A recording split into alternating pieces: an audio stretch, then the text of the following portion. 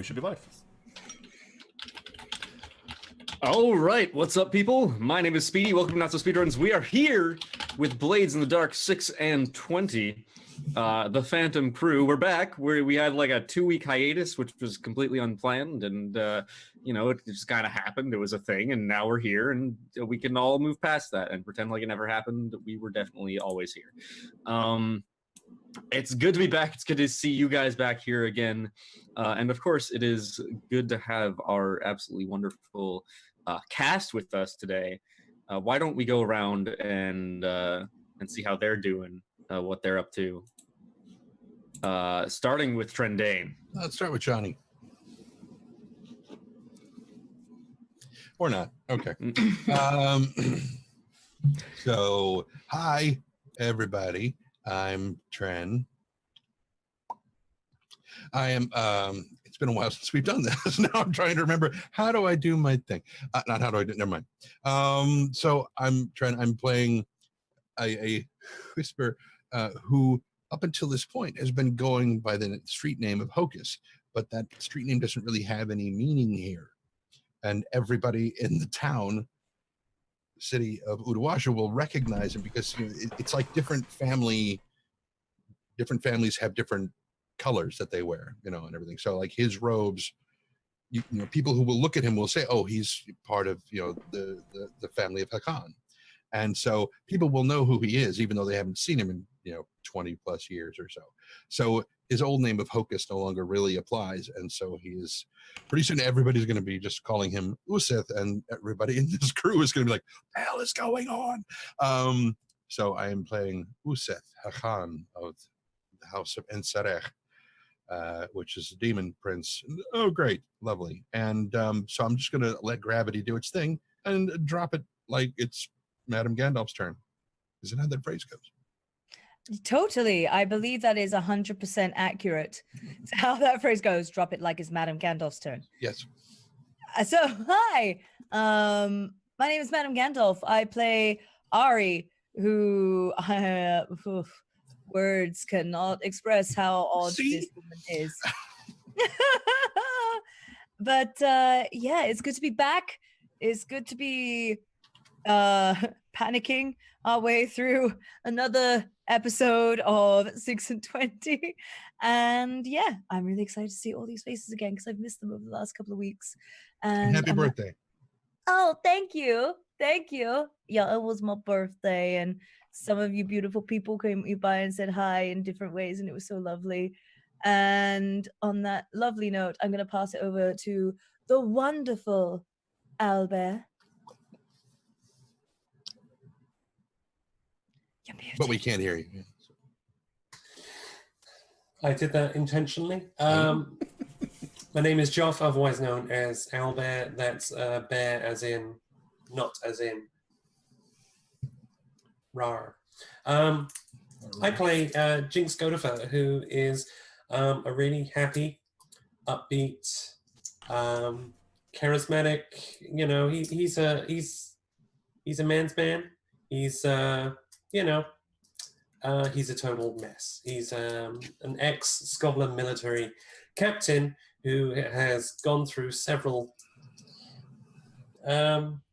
personas in the last couple seasons, and has now settled on Jinx Godeffer, the man, the legend. And yeah, we'll see what kind of trouble he can get into tonight.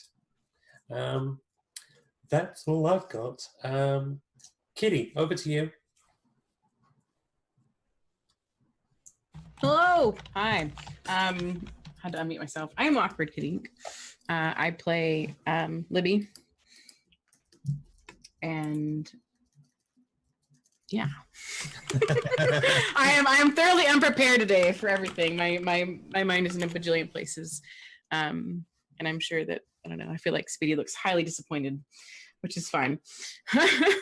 But it's gonna be a fun day regardless. So Libby is new to the crew. I'm not gonna, I don't ever reveal very much about her because it's gonna be all surprise for everyone and it's gonna be great. But yeah, no, I'm excited to be back. It's been a while. I've forgotten a lot of things. So yeah, there we go. Okay, we're going that. Wait, I don't know which way. Up. That I one. think we've all forgotten a lot of things.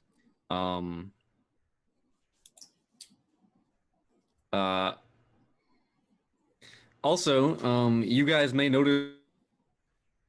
Oh. I think his internet has even forgotten how to be internet. Yes. Mhm. Oh no. So Poor guy. until he recovers, his name is Speedy, and he's playing this. Oh, never mind. Go ahead. Hi. I don't know how much of whatever I was saying you heard. Let's just go with none. None. Okay, sure.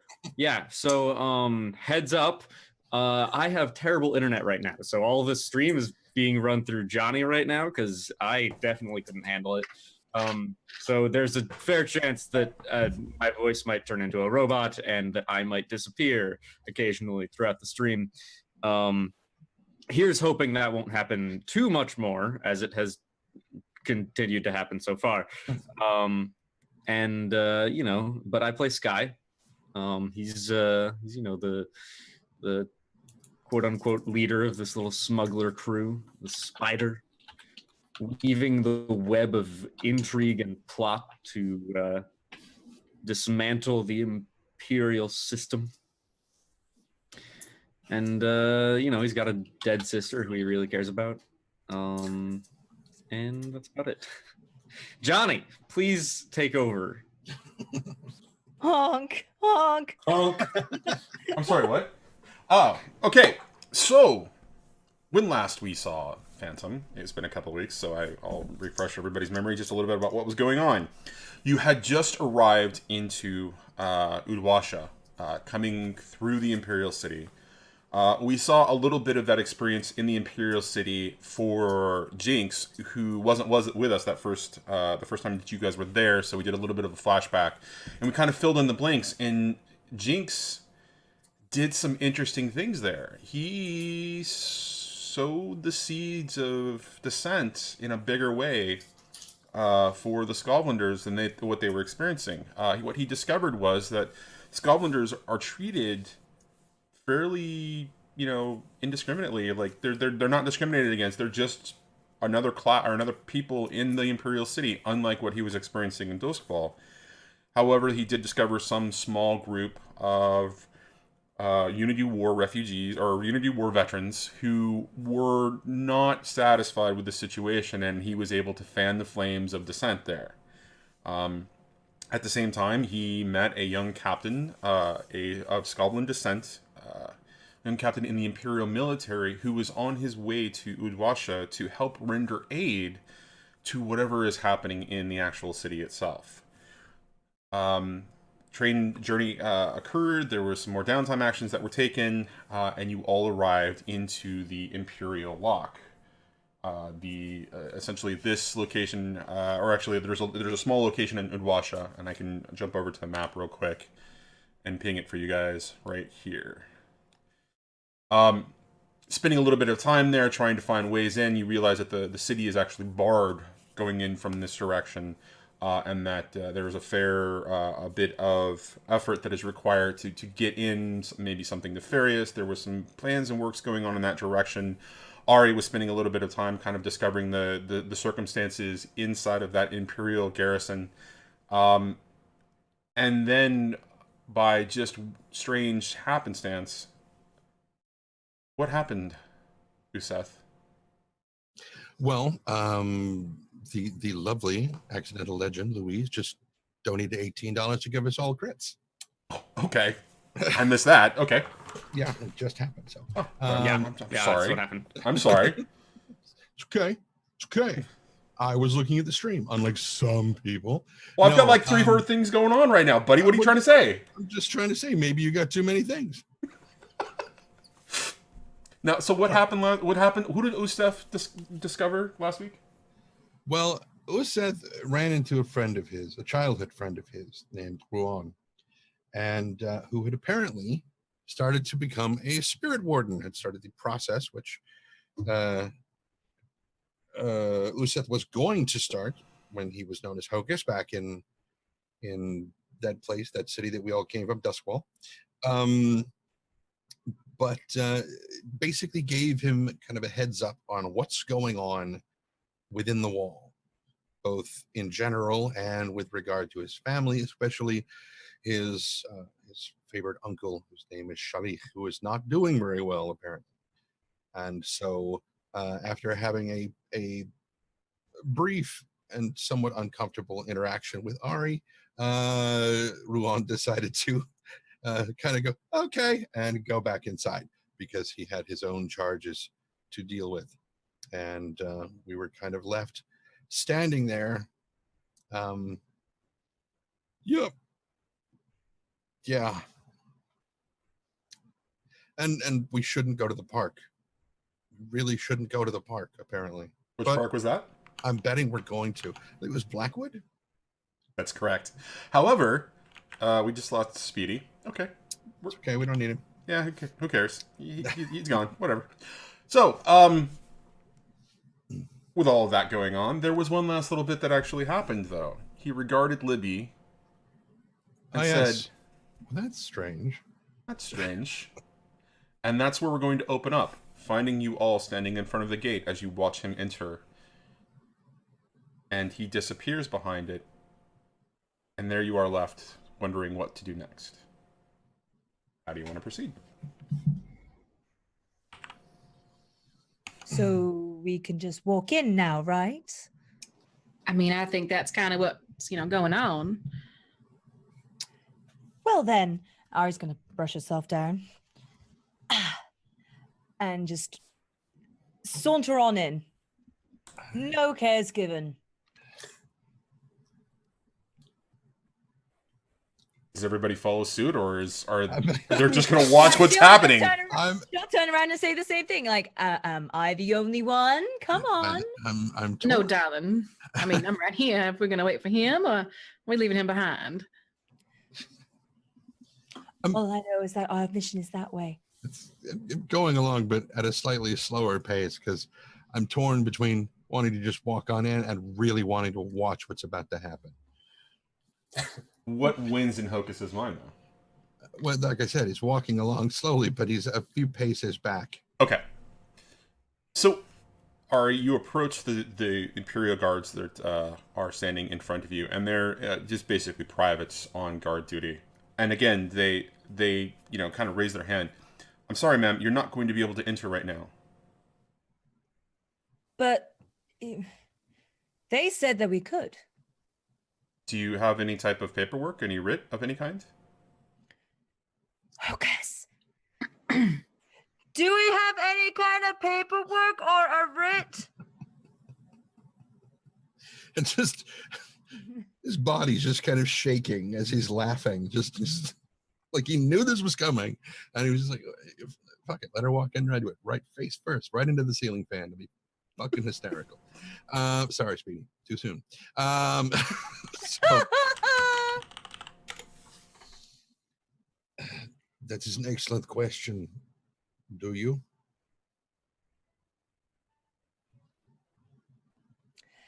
Ari's going to turn back around to the guards. What will it take for this need for a writ to just go away, Okay, I'm gonna pause for a second. Didn't the lieutenant that you spoke to, the female lieutenant that you spoke to, give you something, if I remember correctly? I don't have. Did they give it to Samandra? They may have, but they were also supposed to go to. They were also supposed to go to the main building for that. However, they had run into Hocus's friend / spirit warden, and got distracted, I believe. And now you're trying to enter the city again. So. Oops. Trust Ari to just like forget everything. Let's just do it. That's okay. It's Jinx- in character. Jinx in character, guys. Jinx will step forward and be like, "We'll be right back. I'm sorry," and usher everyone. And Okay. imagine you like grabbing her by the shoulders and like this way. Here we go. Like Here we go. You get a chuckle from the sergeant who's standing behind the two privates that are in front there. as they watch you move on, and I assume you head to the main, essentially, building for Imperial, like the Imperial garrison. Then. Yes, please. but, Touche, Ghost Man. Touche. And you would, even through his body language, even though he's wearing his mask, you could just see him smiling as he just. Okay, so as you enter that building, you see a flurry of activity as there appears to be a bunch of response to the recently arrived train, which was containing a bunch of aid. And you see that the line is continuing to move the supplies into a staging area just off of the rail car itself. You move in, and in there it's a flurry of activity, and the attendant at the entrance, immediately steps up and says, "How may I help you?" Yeah, how may they help us, Ghost Man? She isn't going forward first this time. I was going to say that the Scotlander should not take the lead here. You're it. No, Hocus will finally, whatever he's calling himself now, will step forward and be like, "This lovely young lady here was attempting to enter the city without proper documentation." Silly me, right? Yes, actually. But I myself desperately need to get in. Obviously, my family is in there, and I'm sure that another whisper will only help.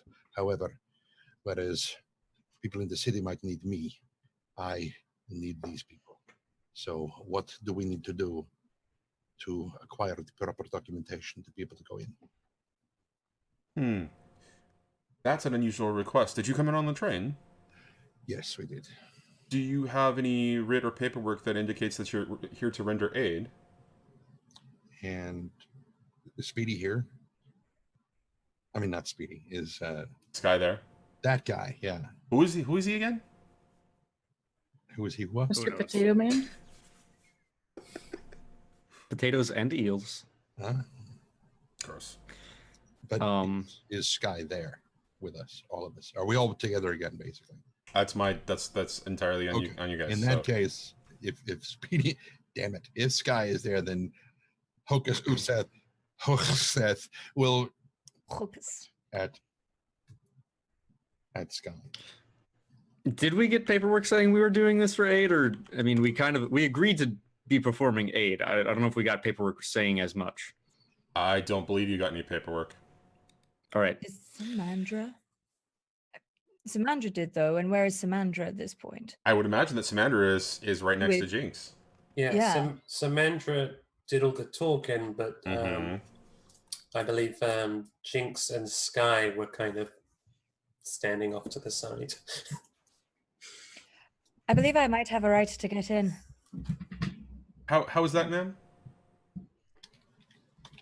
She shows her Oh, back. and immediately he, begins to salute and steps back. Right away, ma'am. Please wait here 1 second, and he darts off.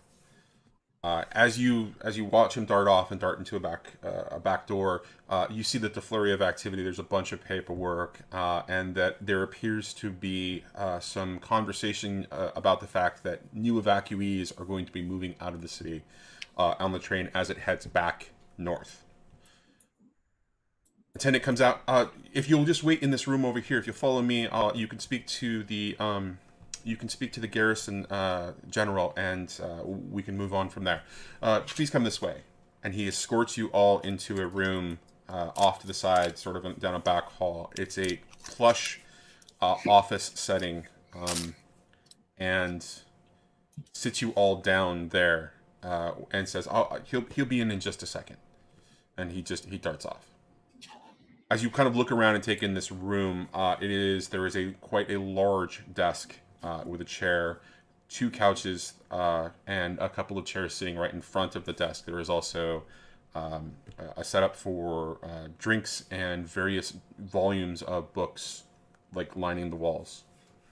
This is a very nice plush sort of setting in this garrison. They're makings for tea. There are. Then Uset will begin making enough tea for everyone. Okay. By the time the tea is prepared and you're beginning to hand it out, the general kind of storms in. Who's the captain here that I'm supposed to see? Points to Samandra. I believe that would be me. Did you just come in on the train? Aye. What is your business here? We didn't have any information about a group of experts coming in. I was told that by the greeter that this is a group of experts led by an Imperial captain. Meta moment. So what is our like? Go ahead. What was is your our question? like? What was our reasoning with going in? Is it still to like escort Trent to his family so that he may have one final reunion? And oh yeah, it was that, It's right? been And so then long. it was like Before an the city gets eaten. escorting. We were the official escort so that he could go and visit his family. Yes. Yes, I think that was it, wasn't it? Yeah, that sounds right. All right. On metagaming.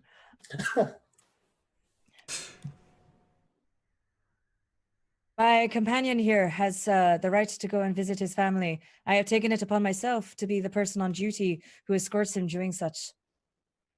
Is he a dignitary? Is he a part of the government? I'm not familiar. Excuse me, sir. Who are you? I am Uset Khan of the House of Sesereth. I know of your family. I've not had the pleasure. What is your business to return? Your family is scheduled to be on the next train to be evacuated. It is also my understanding that a great many whispers are required to deal with what's going on in there. Absolutely. And we have plenty of Imperial Whispers in our service as of right now. The next train is due in 2 days, should be doubling that number. How can you provide service for us right now, sir? Let me through the wall and I'll show you. You're going to need a little bit more than that. Captain, who is this man?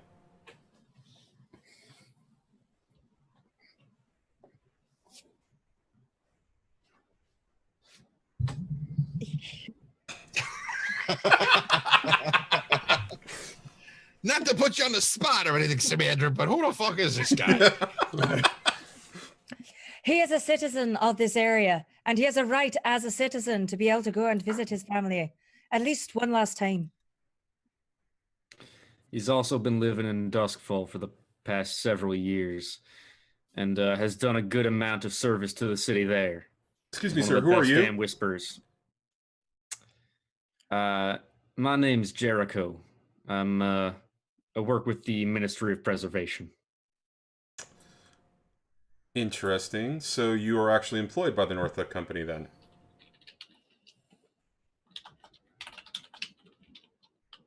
He is indeed. I wouldn't say employed. Been Can I see- contracted. Can I see some credentials, please? I have a piece of writing from the ministry, basically asserting that we are working together, right? I don't know. Do you? It's not my job to remember this, Documents in man. my inventory. I'd say yes. Okay. And so, when you present them to him, he looks at them and looks at you, and looks at them, and then he looks over at Samandra. Captain, you seem to travel with some interesting group of individuals. In a time of war, you can't really pick who you choose to travel with. You trust who you trust. And right now, these other people who have been watching my back more than some of my own comrades have. All right. I'll give you a 24-hour leave to go inside. If you're discovered after 24 hours, you will be escorted out. Understood. He pulls a piece of paper out from his desk, begins to scribble. I'm sorry, what were you saying, Trent? I didn't say that. Okay. He scrolls a couple of things, hands you the paper, Samandra, and says, "Now, if there's nothing else, please check in with me when you come back, and I will write you the correct paperwork to get on the next train out of this city. Thank you very much for your time." And he begins to kind of move out. How do you guys proceed? Ari's going to smugly walk on in past everyone at last, being like, finally, my moment. And Thank you. And she shakes everybody's hand. She walks past. so what's the plan, guys? What are you guys doing now? We enter the city. I mean, Hocus, you lead the way.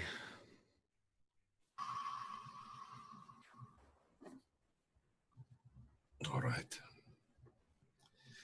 And on we go. So, Hocus, have you ever entered the city through Useth, have you ever entered the city from the Imperial Ward into essentially the entrance through the rail state, or, because essentially, if you look at the map, right, and I'll ping it on the map for everybody to see. That's not it. Hold on, guys. Sorry. That entrance goes from the Imperial Ward into the actual entrance that leads from the rail station.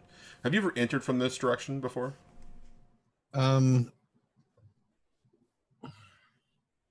his family's home was on this side of the city. It was in the northwest corner. Mm-hmm.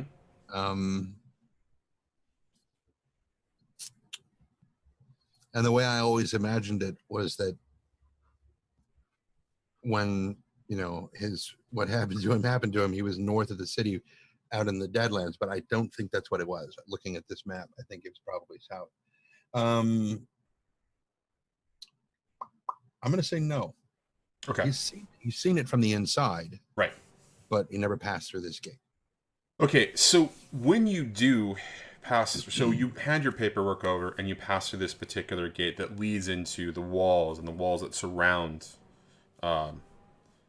Udwasha. You see that this tunnel into the larger wall proper is actually cut through the original stone masonry that was the old wall. This was an afterthought, and you can see that there is, while the craftsman's work to cut and reinforce this particular structure inside of the wall, it's shoddy. The work is not as good as it could be. However, it's stable enough to be able to support the need of this particular tunnel. And as you're kind of moving through this, it's about a 50-foot tunnel that leads you into the entrance of the city proper from the rail station. So after walking this 50 feet, lit by these weird sort of electroplasmic lamps that are a little bit older, and the craftsmanship of the tunnel kind of dates at about 100 years before. What do we see when we actually get into the city proper, when you're inside of those walls, Useth? When you first emerge from the tunnel, Udwasha itself being within a crater and the well being at the bottom center of that crater, it's almost like a tiered, farming system, except instead of crops being grown in these, there are cities, rows, of houses going all the way around the well. Mm-hmm. And in various spots, there's a giant crystal that's just stuck into the ground, 4 of them overall, one of which you said was beginning to glow. A different color, that's correct. Yes. And of course, down in the center, very difficult to look at, I imagine. At least look at directly without some kind of ocular protection. Like Sling's or Steam's goggles. Was the or Eclipse's goggles for that matter. Is the well itself, and just burning like a second dawn, or a first one if you've never seen it before. And then near the bottom, just on this side, relative to us, just to the right, is a very large very dark group of what should be trees, what is clearly Blackwood Park. Just down at the bottom of the hill here, looking none too welcoming, I imagine. Mm-hmm. And so when you enter the city and you see this bowl setting, and you see the lay of the land as it's lit incredibly bright coming from the well itself, because the well is energy, it's not being contained anymore. Even when, as you can see, Usath, the gates or the slats are closed on it, there's still this brilliance that's just kind of emanating out of it, and it lights everything in this weird sort of it's a whitish kind of glow. It's incredibly intense. It's blinding at first if you've never seen a light source as strong as this. And when you enter, the city seems to be in a bit of state of chaos. You hear commotion everywhere, but you don't really see anybody on the streets. And you hear wagons and you hear horses, but you don't really see them. Horses. Sorry, not horses.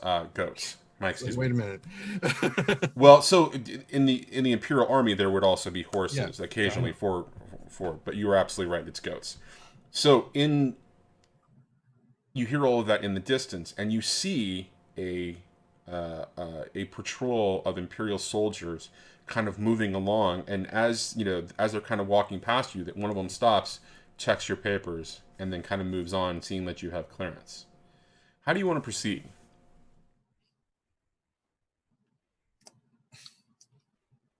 I don't, but have to.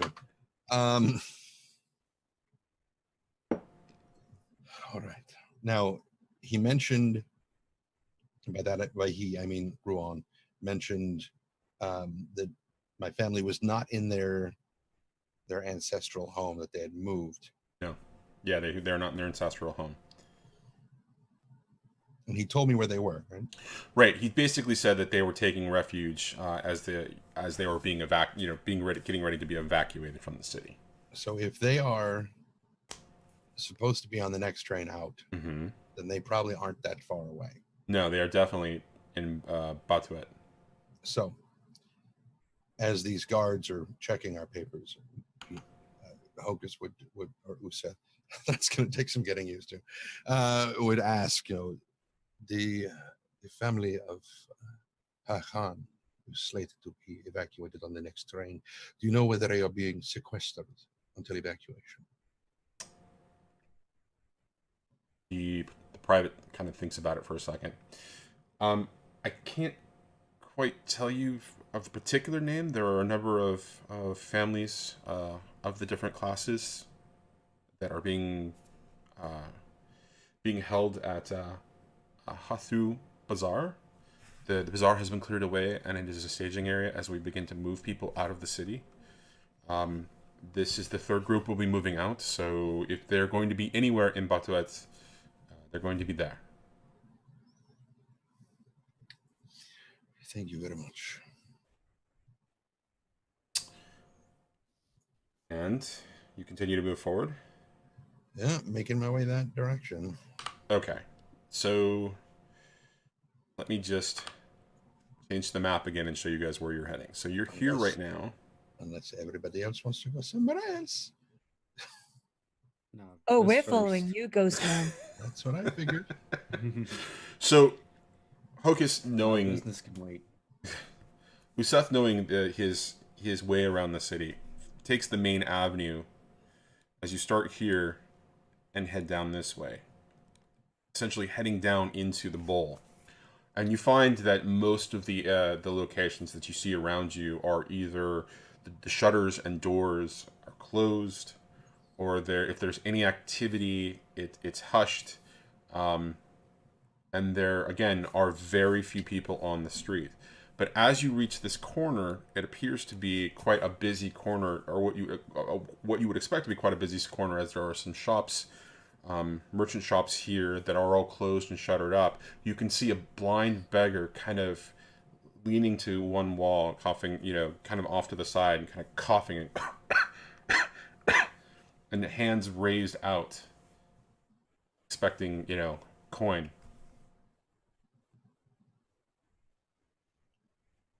You engage or move on? I kind of glance over, or turn my head towards Sky, and just kind of shrug, like I'm not sure anymore. Does Aruvia use the same currency as the Empire still? They are part of the they are part of the Empire, so they would definitely. I mean, they would be a part of the Empire for 400 years and would be slowly integrated over that time. So by this point, while there might be a currency specifically for the underworld, the official currency would still be the Imperial coin of the realm. Got it.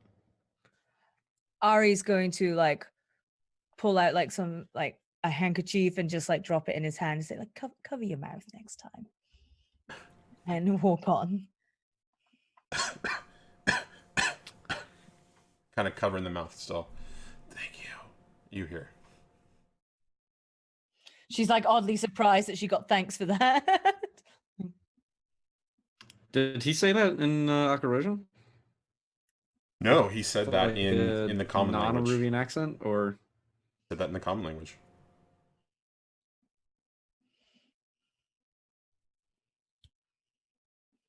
Which is what you said, Akarojan? Yeah. Yeah. Okay. Which is the Imperial common language, yes. All right. But she addressed it's him important. in Walking on enemies. she addressed him in the Imperial language, so the Akaroshan. Right. No, I'm not going to do anything else. Okay. Continuing to move on, as you're walking by him. Wait! I know you! And pointing at Hocus. Oh, you're popular here. Strangely, yes. It's not... And he begins to speak in Aruvian. It's not so strange, he says. I can see you in the ghost field, or I can see you in the veil. Of course you can. I always knew you had a fan base somewhere. Yes, well, it's not always the best fans to have. Switching back to Aruvian, under these circumstances, coin is not too great a currency. Why would you seek it? And you see him smile and pause for a second. Information is what I offer, he says in Aruvian. I see.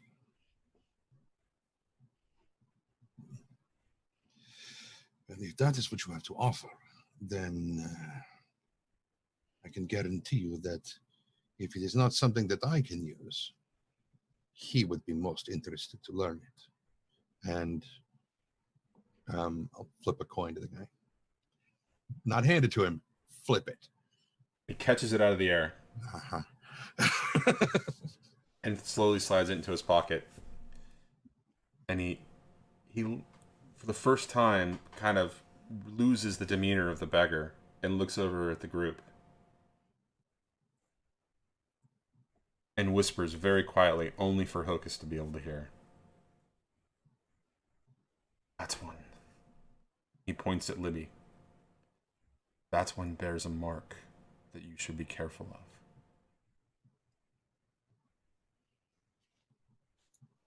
Interesting.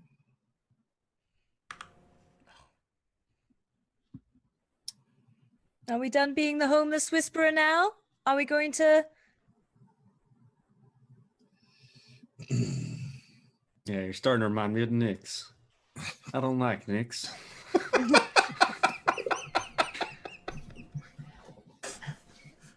Who? Who is that guy? Who are you talking about? I soon heard as he I- got arrested. Remember 6 and 20.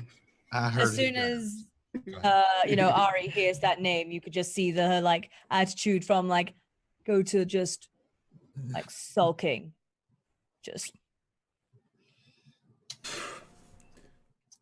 And as you're beginning to walk away, he whispers one other. He says one other thing to you in Ruvian, and he leaves you with a very formal greeting of one of the other houses of the princes.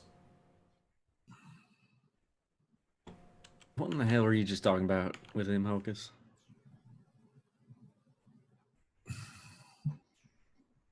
And Usta will nod to the guy, Udu Anshari, and continue walking and sort of. Did any of you guys have you watched the movie Bright on Netflix yet? Not yet. Okay. This isn't very spoilery, but it's a part of it that just irked a friend of mine who's a writer. There's a scene where they've got a guy in the back of the truck that they've arrested, and he's speaking in Orcish to the orc cop. And Will Smith's like, what's he saying? And the orc cop is like, he's not making any sense, which he is making perfect goddamn sense. But, you know, he's just, anyway, sort of that. I'm not going to plagiarize that scene. Yes, I am. Basically, he just openly, he says just it's information about what's going on in the city, that's all. But as they begin to move, he will kind of, as though, you know, slightly chilled even through his robes, and move over and to Sky. He'll more quietly say, he says that we should just pay closer attention to our newest.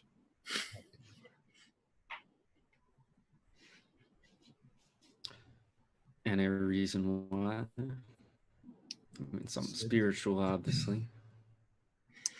Given what the whisper, the warden that we ran into, an old friend of mine, Ruan, he took a special notice of her as well. So yes, I would say it is most likely spiritual.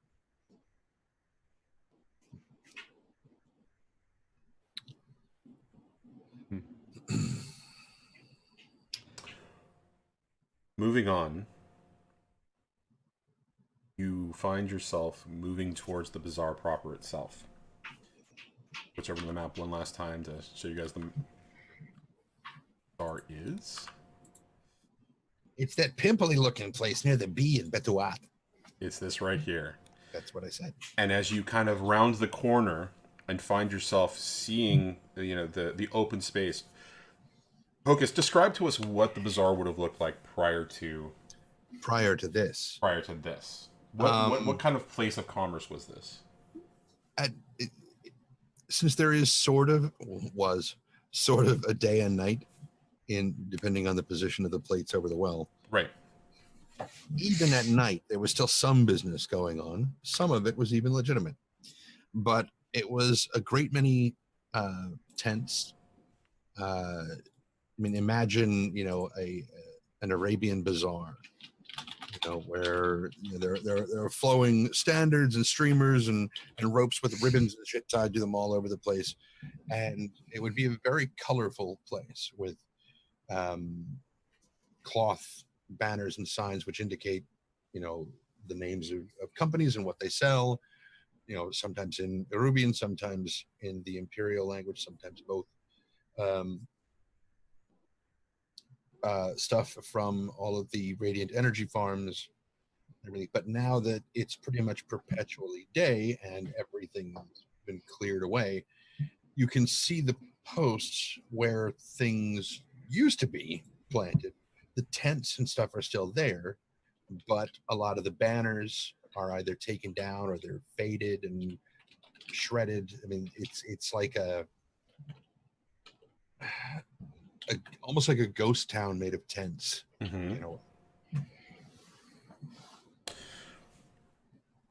So those tent structures, that ghost town of this bazaar is just alive with refugees, as there are children playing and adults just trying to get things organized. As you can see that there is a line of Imperial soldiers just kind of keeping everybody corralled in to keep things in order so that nobody kind of leaves. And it strikes you as odd Hocus, the thing about this is that the Imperial garrison never really spent a fair bit, any time in the city. They always left Udwasha to the merchants and the houses. In this particular case, it is striking that there is such an Imperial presence to you.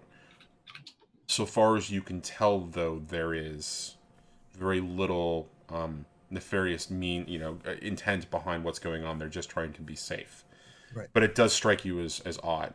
And as you begin to walk up, they ask you for your papers. Once they see the clearance that you have, they allow you into the refugee camp. And the smell strikes you as just wonderful. It's wonderful. All refugee camps smell fantastic. That is it. Excellent. I love the smell of disappointment and disaster. Really wakes one up in the morning. Yes. We've all been there before. Some more than others. I like to add a touch of shame to mine.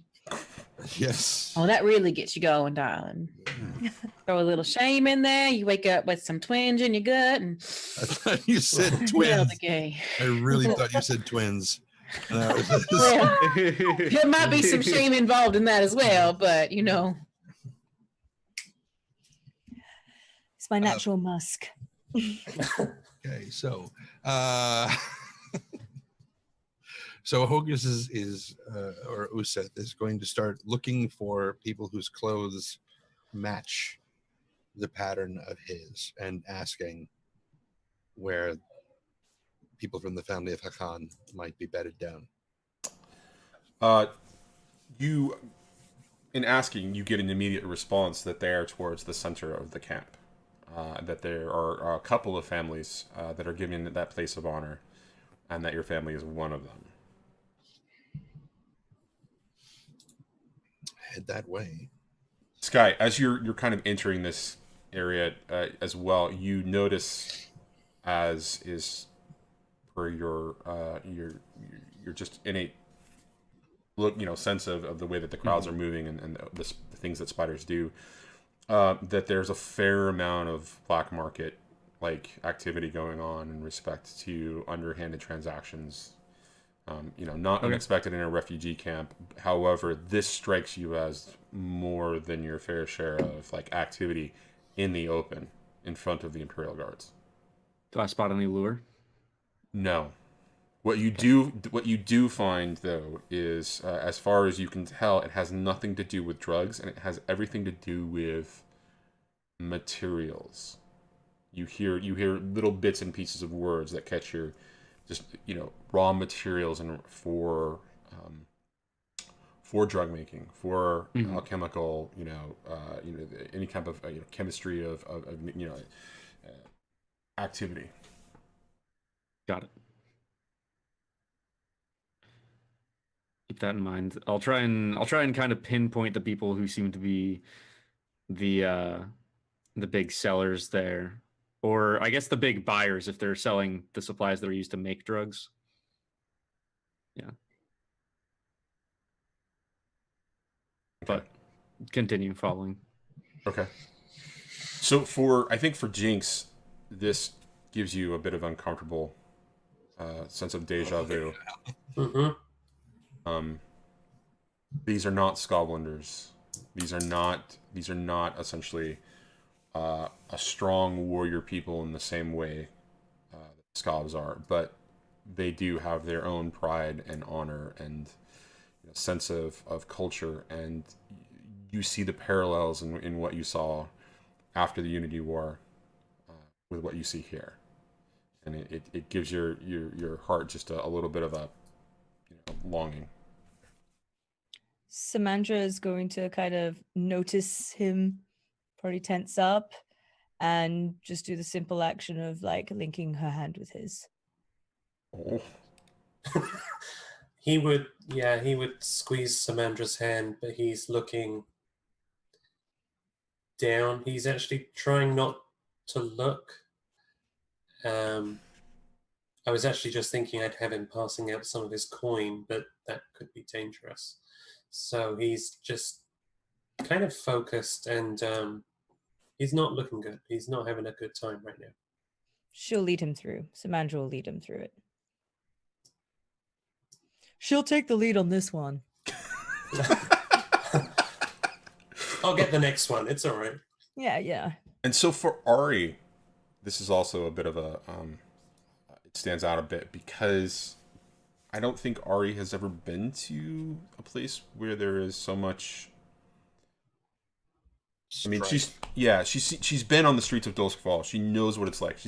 Come on, she spent a lot of time with tits. That being said, this this strikes her as different, and it's a little bit sobering. So much so that when she passes a sort of a shanty establishment serving drinks, she grabs one and continues on. If anything, I'd be giving them whatever I had on me. Oh, really? Okay. Yeah, Well, Ari would probably notice some somebody that she resonated most in particular with. Maybe she sees a girl that was probably about the age that she was when she really started to be on her own, and would probably drop a flask in her hand and just keep moving forward. That's almost exactly what I had in mind when I started to imagine, but in my head the child was 6. And she's like, I can't find my mom. Have some whiskey. This will get you through the rough times. You guys are adorable. Okay, so as you're making your way towards the center of the camp, you get a couple of senses, you get a couple of things that kind of overwhelm you about this. There are a lot more people in here than you at first expect, because in the small little pathways between the tents, you see open tents, and there are twice as many people as should be in any of these tents. So if like a small, 8-man tent that's just kind of erected, there are 16, 17, sometimes 20 people in that. And they are all packed in, and they are just trying to huddle, and they're huddling and just trying to not lose their shit, because they're in compact spaces.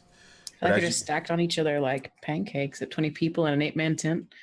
Yeah, I mean they're just essentially just seated, like with their hands and their legs kind of up to their knees, and just kind of huddled together, for warmth and comfort, but they all look scared.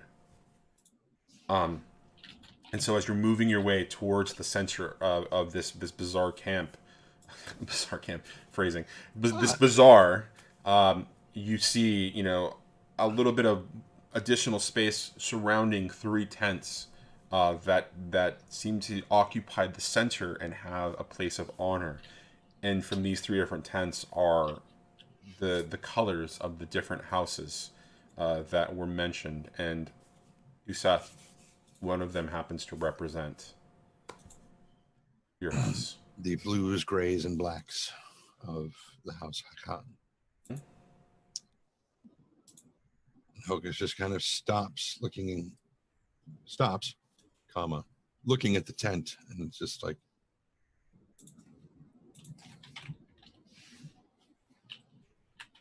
and just kind of looks over at Sky, and he's like, I don't know if I can do this.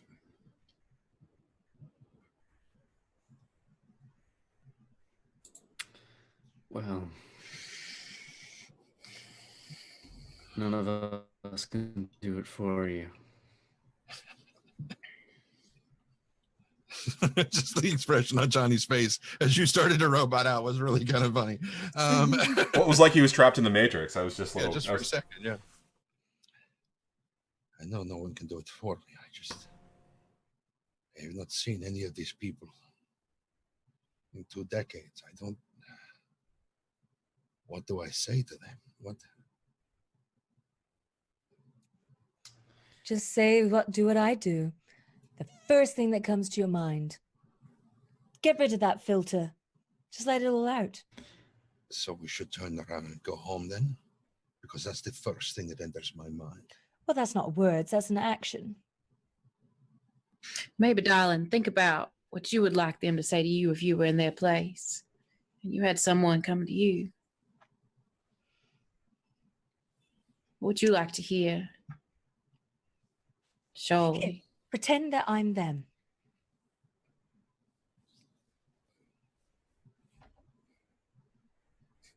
Rubs a little dirt in our cheek. The last member of my family that I saw was my uncle, Schuyler. If my spirit warden friend is right, he is not in very good health. Okay. I can get into character here. I don't know if I can handle that. My uncle was always the strongest of us. For the men in my family, anyway. My mother was not one to be contested either. Things That would be sounds different. like Binks and Samandra. Say it again. Pretend that that's your uncle and that's your mother.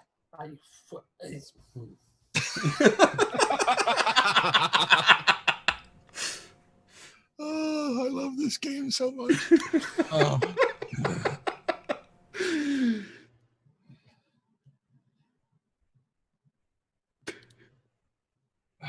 Nudges, like, she nudges Dinks, like, just say something birthy. This isn't really my okay. So as you were all huddled here, kind of, you know, discussing what Hocus should be doing or how Useth should be He's turned approaching his this. Or back.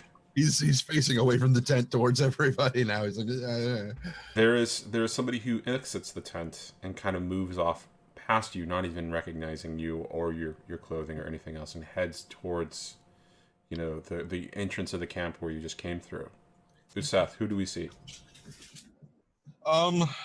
That is a great question, and it is probably my niece. Well, Useth's niece. Abashi. She was probably the one person who was closest to taking on the same level of skill as the loom, my great aunt on my mother's side. She is a brilliant weaver, and at least she was when Useth left, and was well on her way to, you know, equaling the talent and skill of the loom, but she had a ways to go yet. But she is probably, she's a little bit younger than Useth, but I don't know what kind of condition she'd be in right now. Well, as she walks past you, you notice her. She's wearing the family robes, but you notice immediately on them runes all over them.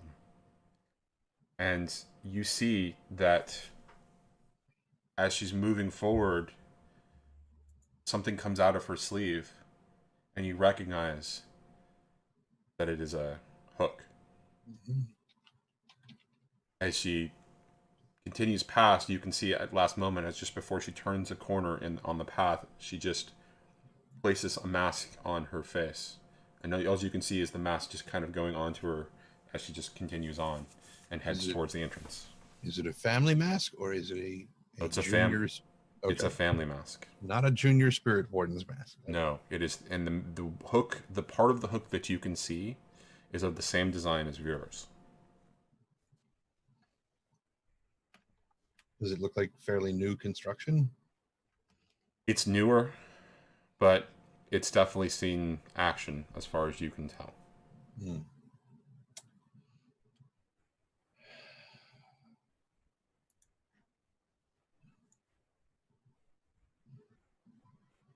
Abashi.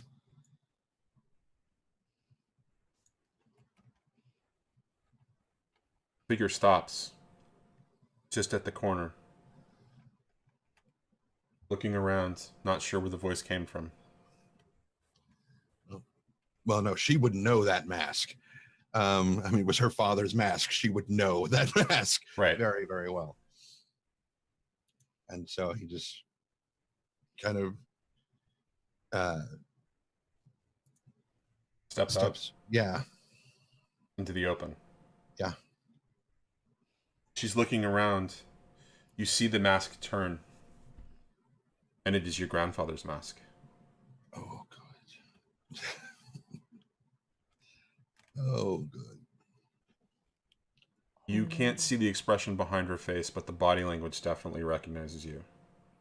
She slowly turns and comes back to you with measured steps. Where And the inheritance well. And she bows formally in the way that one bows in Eruvia to a family member of honor and of seniority. And she says in Eruvian, "Hello, uncle. It's been a long time." Indeed it has. Things have changed, it seems, since last I was here. She removes the mask from her face and puts it in a secret pocket inside of her robes. Does the same thing. And for the first time you see her face, weathered and lined as one would in a harsh desert environment. Mm-hmm. A little more so, because even though your family has coin and oils would be available for her to help maintain her youth, it's clear that she does not partake of this, and that there is a slash on her right cheek, marring it a little bit, but otherwise not diminishing her beauty. Fresh or old? Not bloody, but still relatively fresh within a Recent. couple of months. Okay. I hear that your father does not fare well.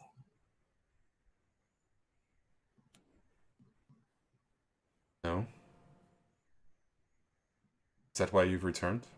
It is one of the reasons that I have returned. The other was the fact that I had heard what was going on with the well, and knowing that there were so few spirit wardens here, I thought that the whispers might be taxed. We've never needed wardens before. Much has happened. And your appearance is an ill omen. Oh. The hell was that? Was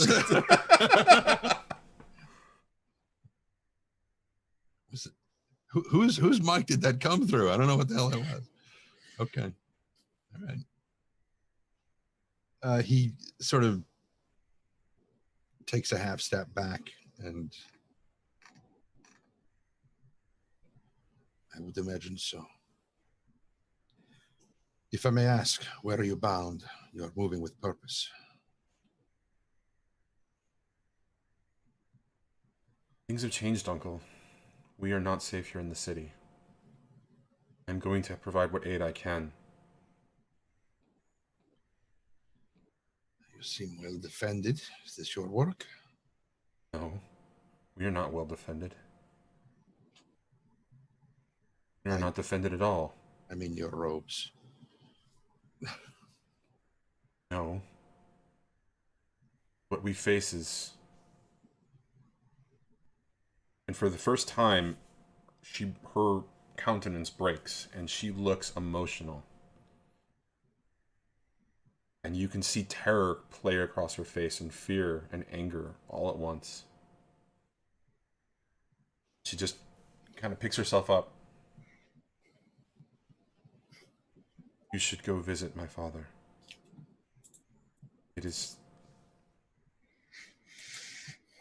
He has the answers that you seek.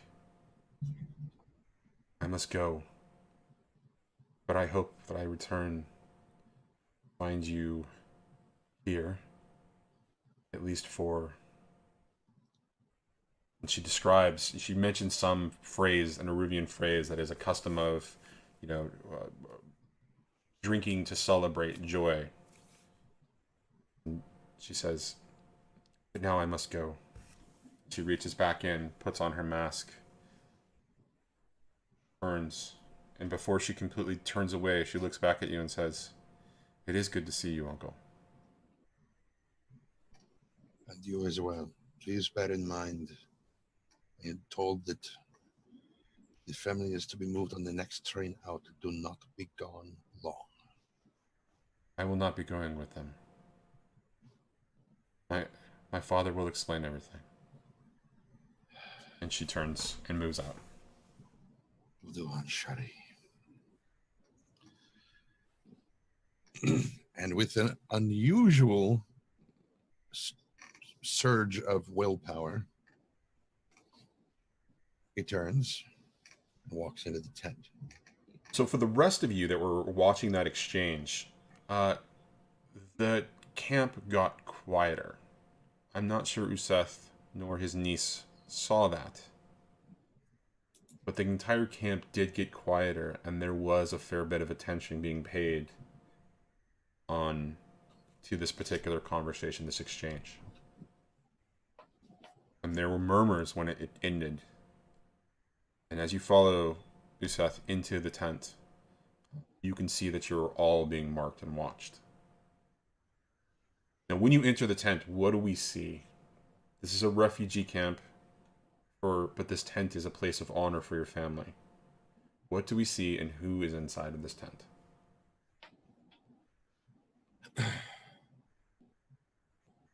There is,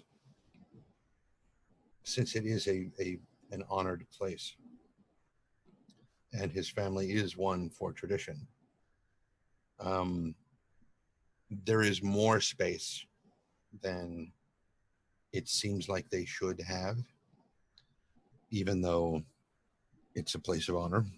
But they are not nearly so cramped as everyone outside. Whereas all the tents outside, it is multiple families being, crushed together into one space. Here it is his family, and there's nobody from any other family staying here. They may be walking in to have a conversation or here on business of some type, but it is just his family. And there is clearly what would be ample space to have another dozen people in here before things started getting really uncomfortable. But honor works both ways. And whereas some members of his family would probably be like, we can take in more people than this. Why don't we share with people who are crammed into, sardine cans or eel cans out there, like eels in a barrel, they're packed out there, and we have empty space. And it's probably an argument that has happened, or discussion. No, it's probably an argument that has happened within the tent on more than one occasion. And, but in the same way that it is honor provided by the rest of the people to give them this space, it would be offensive to not accept it graciously. Right. And so and no matter how much they might want to be able to let others in the society, they don't do it. Mm-hmm. As for who is here, there's obviously Useth's uncle, Schuyler, who is probably laying on a cot or a bed of some type, looking a bit withered, I would imagine.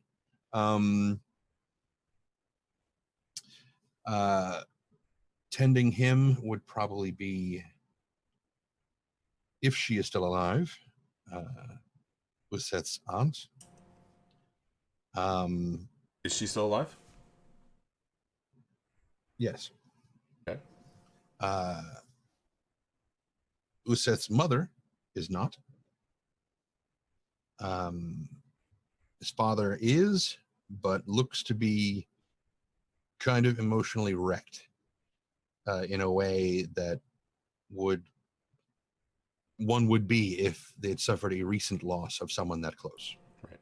So aside from that, a cousin or two, probably a grand total of about 15 people. Okay. So as you enter the tent, there happens to be that argument happening again between two of the younger of the family. One is a young male who is just being absolutely insistent that it should not happen, that we will not give up our space, our honor. And there is a even younger woman arguing against that, and it appears to be kind of just being taken in as a normal part of the experience for them by the rest of the camp, until your aunt speaks up and says, "Quiet!" And the rest of the tent just kind of, silences. "We don't need any more of this prattle," she says. Nobody seems to notice that you have entered yet. This argument was kind of taking the focus off. However, at that moment, a horn bugle goes off in the distance, and it causes Samandra and Jinx to perk up for a second, because it is the warning horn indicating that a garrison sees trouble approaching. A sound that Useth would not really know.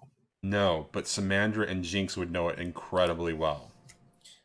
Jinx will say very, very quietly, "We've got trouble." And Useth turns to face them instead of facing the rest of the... What kind of trouble? Something's coming. They've dispatched a garrison. And it is at that moment that you hear, "Useth?" And you turn back and you see that all eyes are on you. The voice speaking is that of your aunt.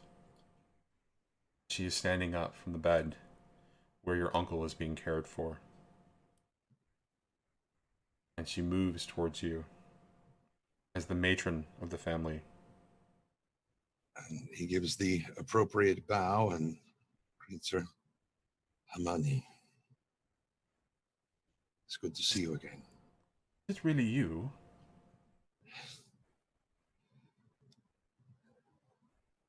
Perhaps what is left of me, yes. She yells off to one of the younger males in Aruvian, "Go find out what that means." And you get the implication that it's the horn that she's referring to. And immediately he darts out. But all other eyes are on you. Why have you returned, Useth?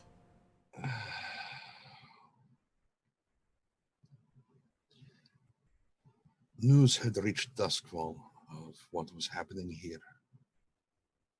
And knowing that the well was slowing its consumption would put the family at risk, that I could not abide.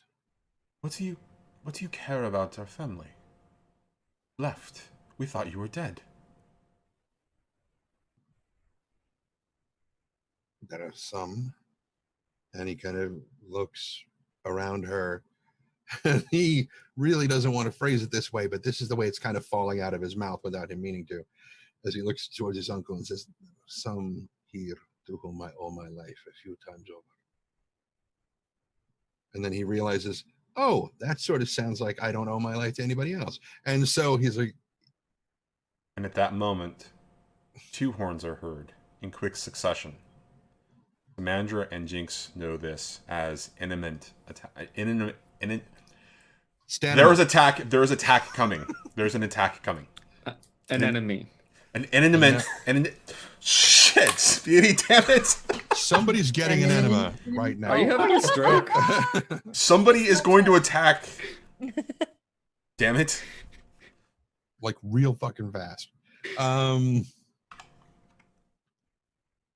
Perhaps, and he'll kind of glance back and seeing their reaction of shit's getting real on their faces. He's kind of like, perhaps now is not the best time to have this discussion. I think But right it now is will- the time to have this discussion. And then when she fixes you with a stern look, and she said she kind of turns to the side for a second, and says in Eruvian a very short, "Go, I will be there shortly." As most of the younger of the group moves out, most of the younger of the family moves out, each beginning to grab for a hook or a mask, beginning to move out to help. Go ahead, Jinx. I follow them. Okay, so you step outside. We're gonna follow Jinx for just a second, and as you step outside, I think Samantha would go with. okay, so both of you step outside, and you find that there is a flurry around the camp. There are hushed whispers about what's going on, but from various tents just around you, you can see that there are a number of, a small number, 5 or 6 from this particular tent, 2 or 3 from another tent, down the tent aisle that you came down, 3 and 4 coming out of from various tents, all kind of moving forward towards it, and there's a fair bit of commotion. And just off in the distance, you can hear the marching of boots against the cobblestone and the sandstone that is used for the roads, just way off in the distance, but it's more towards the south of the bazaar. So if you're looking at the map, it's towards this direction. They're not far away. We have but minutes. Yeah, are they getting closer? You can't see that direction because there are tents basically in your way, and the boots that you hear appear to be moving from the north towards that direction, almost as if it's part of the garrison sort of shifting. Is your mental picture that you get when you hear the type of boots that are marching. Jinx will look at Samandra and do his lopsided smile, and then head towards the boots. Okay, does Samandra follow him? Okay. So we're gonna cut back to the interior of the tent as Jinx and Samandra follow, and your aunt turns back to you when she has noticed that all of the young, capable bodies have gone to render aid. We're going to do this right now, Yusuf. You owe us an explanation. This is our family. Left us. We thought you were dead. We deserve an explanation. I deserve to know. And she says some, she says something that an affectionate name for you, a cute little affectionate little boy name that she had for you, that she used to call you. And she says that. And at that moment, you get a flash of being at her table, eating her food, being a part of her family. That emotional moment of flashback, and it shocks you. You come back to here. She's looking at you expectantly, as if you missed the end of whatever it is that she said to you, but she's clearly looking for an explanation.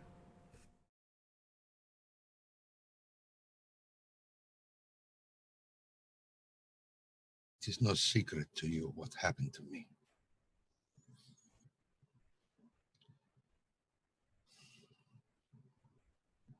When Shalik rescued me from it,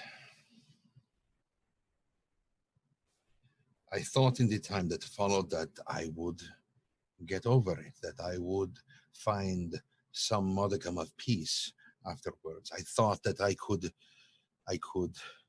find some semblance of courage to be able to take on whatever life threw at me, but everything about my life to become the whisper that every member of my family seems destined to be. All that represented to me was throwing myself back into the path of the sorts of things that did this to me. I could not bring myself to face that life. My My only thought was to escape it in some way, knowing that that thing is still, a part of it is still out there, outside of these walls, outside of the grasp of the well, which is now faded. This thing could come in at any moment, and reclaim its prize, finish its feast. And the only thing I could think of was to shun my entire life, everything, lest it find me again. And so I went as far as I could to the only place I could think of that would protect me. And that was the lightning shield that surrounded Duskfall. And when I got there, I abandoned everything about who I was. I got a menial job running messages around the city. I did everything in my power to leave the whisper behind. Until everything in the city, and he kind of turns to Sky and it's like, a year ago? Was it? Whenever it was that you and I first met. Yes. And suddenly things begin to go absolutely, what was it funny mood, the cousin, the crazy, but that going absolutely nuts. And suddenly, despite all of my best efforts, I had to again take up the mantle of being a whisperer. And I had to learn everything that I have learned, relearn it. Everything I had abandoned for 20 years. I had to relearn it all in the last year and master it. And then I find that everyone here who had tried to save me is now in danger, no longer protected by the well. And so with this newfound, it's not courage. I would say that it was courage, but it's not. Quite simply, I was near a spirit well in Uduasha. And it reached. It had found me. It had tracked me down. It reached out through the well and just caressed. Oh, so slightly down my spirit. It knew where I was. All it would take was for the shield to fail or for it to find some other way to get inside, and it would have me again. So that protection was no longer available. And I thought I should go home. And we tried. We tried to get here, but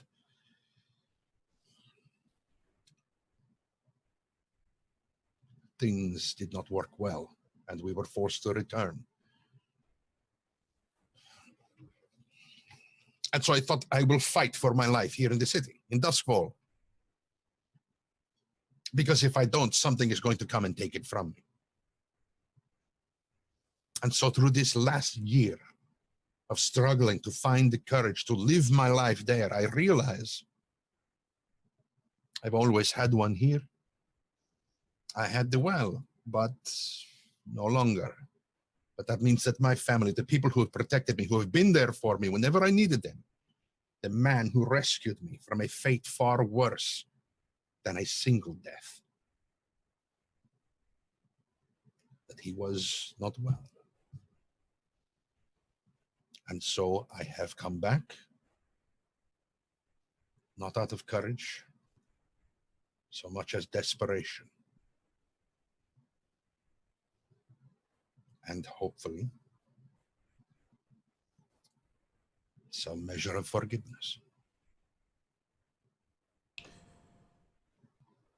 You say all this, and the emotions play across her face. Anger, concern, anger, frustration, anger. And as you say the words, forgiveness, it all just sort of freezes and solidifies back into anger. And she slaps you across the face. We are your family. There is no forgiveness necessary. And we're going to cut to Jinx and Samandra making their way to the edge of the camp. What you see is a line of Imperial soldiers marching. A couple of squads heading around the camp, moving towards the south. They're moving at a brisk pace, but not double time. And you can see that a couple of sergeants are keeping them in line as they're moving towards the south.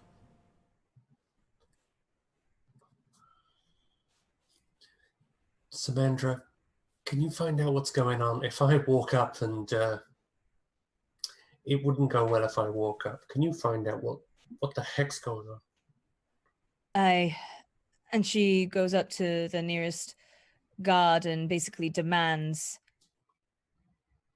to hear what And you just do you use your rank, or do you just, you know, because you've got the emblem on your clothing. she's got the emblem, and she's just going to put on the most commanding voice. Oh, sorry, ma'am. Are you new here? Aren't you part of the garrison? Right now is not the time for such matters. What is going on, and what needs to be done to solve it? Sorry, ma'am. We have refugees here. We're expecting. You really haven't been here before, have you? Grab a sword, ma'am. Grab a sword and help us to the south. We're going to need help. Your big friend, I know he's a Skav, and I hope he can use that, and he motions to the blade, the kukri that you have. I hope he can use that well. And he looks petrified.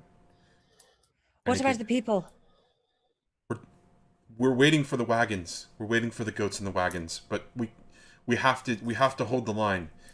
And I'm sorry I have to go as his squads continue marching to the south.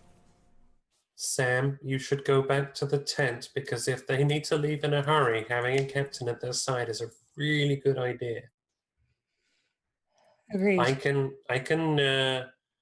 you know me. I can hold my own, and I'll find you. Promise? Promise. I'll be fine. Don't worry. And a mark appears on his arm. Of a little 4-leaf clover. And I'll then stick close to the guy that just spoke to Samandra. Since he's already acknowledged me and acknowledged my weapon, I'll make sure that he has me in line of sight, just in case any of his other men get twitchy. Okay. And so as you begin to march south, you can see that they're as you get towards you follow them towards the south, you can see the south line that they are basically occupying. Here, let me switch over to the map so you can really see what's going on here for just a second. So they're lining up here on the map. I mean, on at the bottom of the bazaar, and they're positioning themselves in front of this. Okay, well, we've got two of me on the screen. I'm sorry, guys. I am speedy now. They've got essentially they're occupying the entry, the exit from these small streets that are kind of headed towards the bazaar, and they're positioning themselves. And you see that there are riflemen that are standing there behind them that are ready to shoot, as there are individuals with blades, long swords, big long swords that are ready to kind of move in and clear. And you're not really sure what the order or what's going on here, but it's clear that the front line is designed to handle anything that gets to them, and the back line is designed to take whatever is out that's coming their direction. And it's as you notice this position, as you start to get there, the first shots begin to fire down the alleyways. And we're going to cut back to Samandra arriving back into the tent as Useth is being slapped by his... and there's two of me again. By his aunt. And she says what she says. Is there any form of weaponry nearby? Everybody needs to take up arms now. What is happening? They wouldn't tell me, but all I know is that... Can you hear that faint drumming? Not good things. And they're still waiting. They're still waiting for the wagons for these people. If they don't stand up and fight for themselves, nobody will. You don't know? The old woman, the aunt, looks back towards Useth as she watches this exchange. You don't know what's going on here. We only just arrived. And from the back, you hear a voice with strained and much effort. It's the voice of your uncle, but it sounds older than you remember him sounding. Tell him.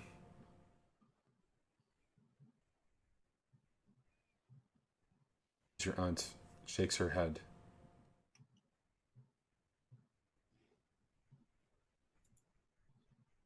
You should not have come back, Useth. No forgiveness is required. No forgiveness given. You are family, but you should not have come back. The demon princes home to roost.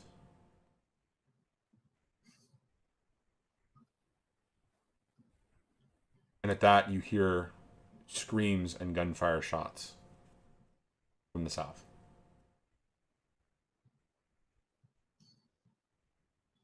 But now that you are here, they could use your help.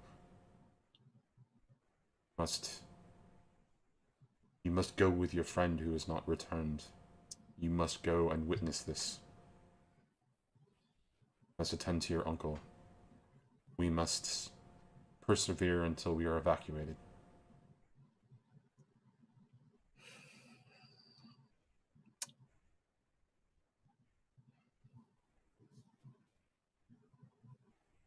I will. And it's as though there's supposed to be more to that sentence. Mm-hmm. Like he's going to say, I will be back. But he suddenly doesn't want to make a promise he's not sure he can't keep. And so he simply says, I will, as in, I'll do what you ask. So he pulls his hook out of his belt and, extends it to its full length and starts making his way for the door. And stops and turns and looks back at anybody of his family who is left.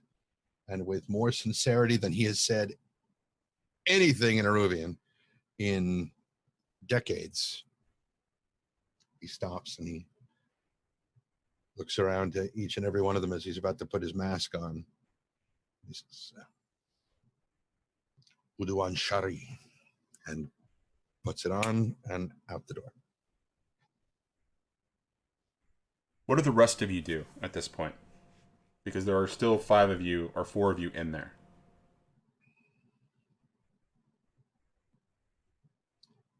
And you probably haven't understood much of what's being said. And Hocus hasn't taken the time to explain it to you. Right. He's a little distracted. Well, there's think- gunshots. Yeah, there's Mhm. gunshots. I'm just there's start loading my gun, getting things ready, because Yeah, I think Samandra is going to basically go forward and say, like, to anybody who has been any experience in fighting or has any arms of which that they can pick up, like, come with me.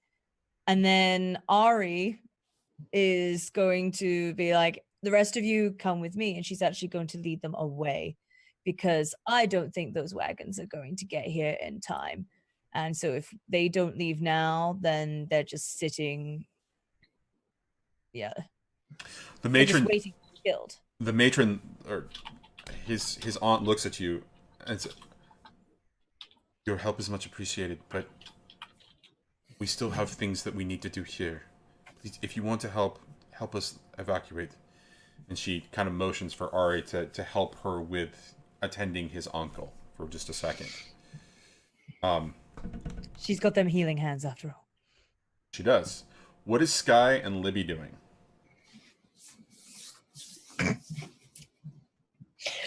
Libby's getting ready for whatever is to come, because while she may not be running headfirst into things, she's definitely going to be prepared not to let herself sort of be caught off guard.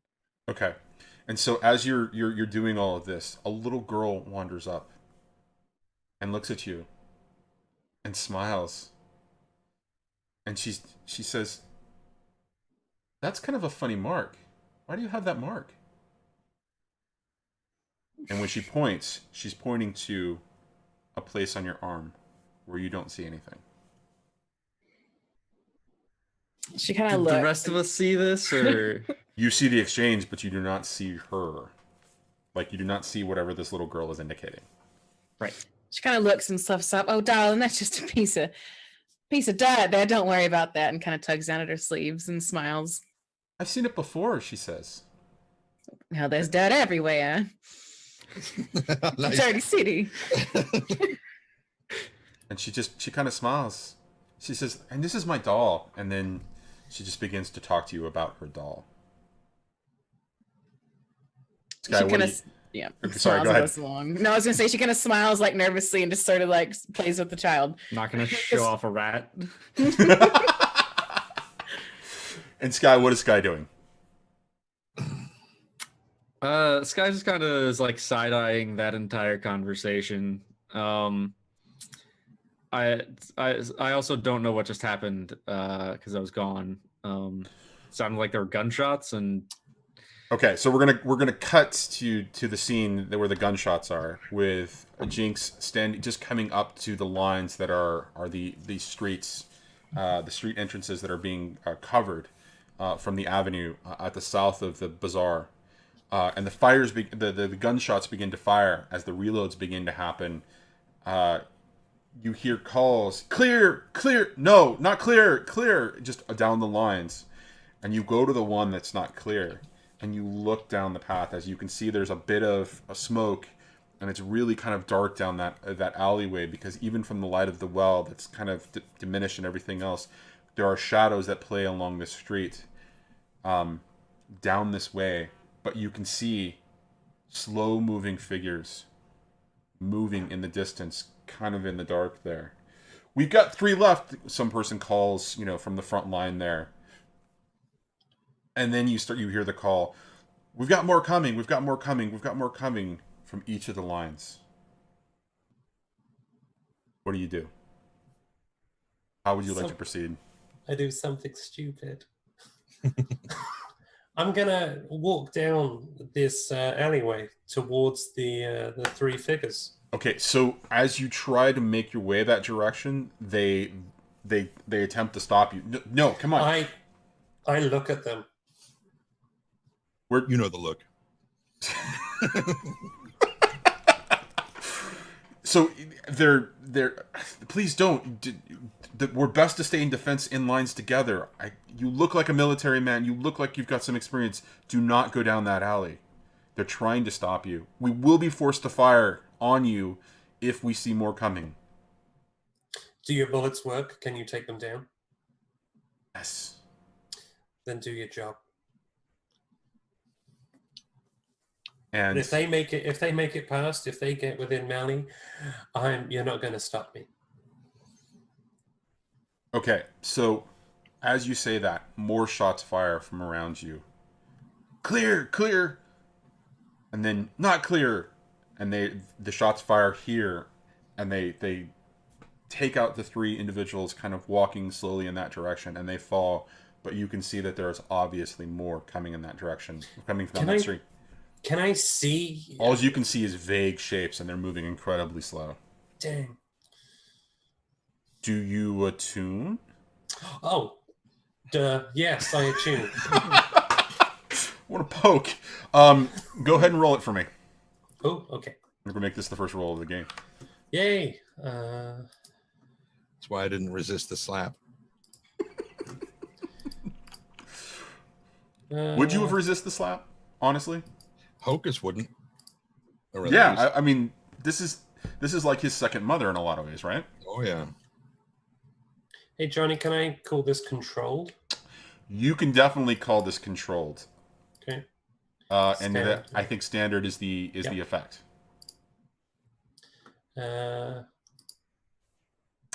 Nice. Okay.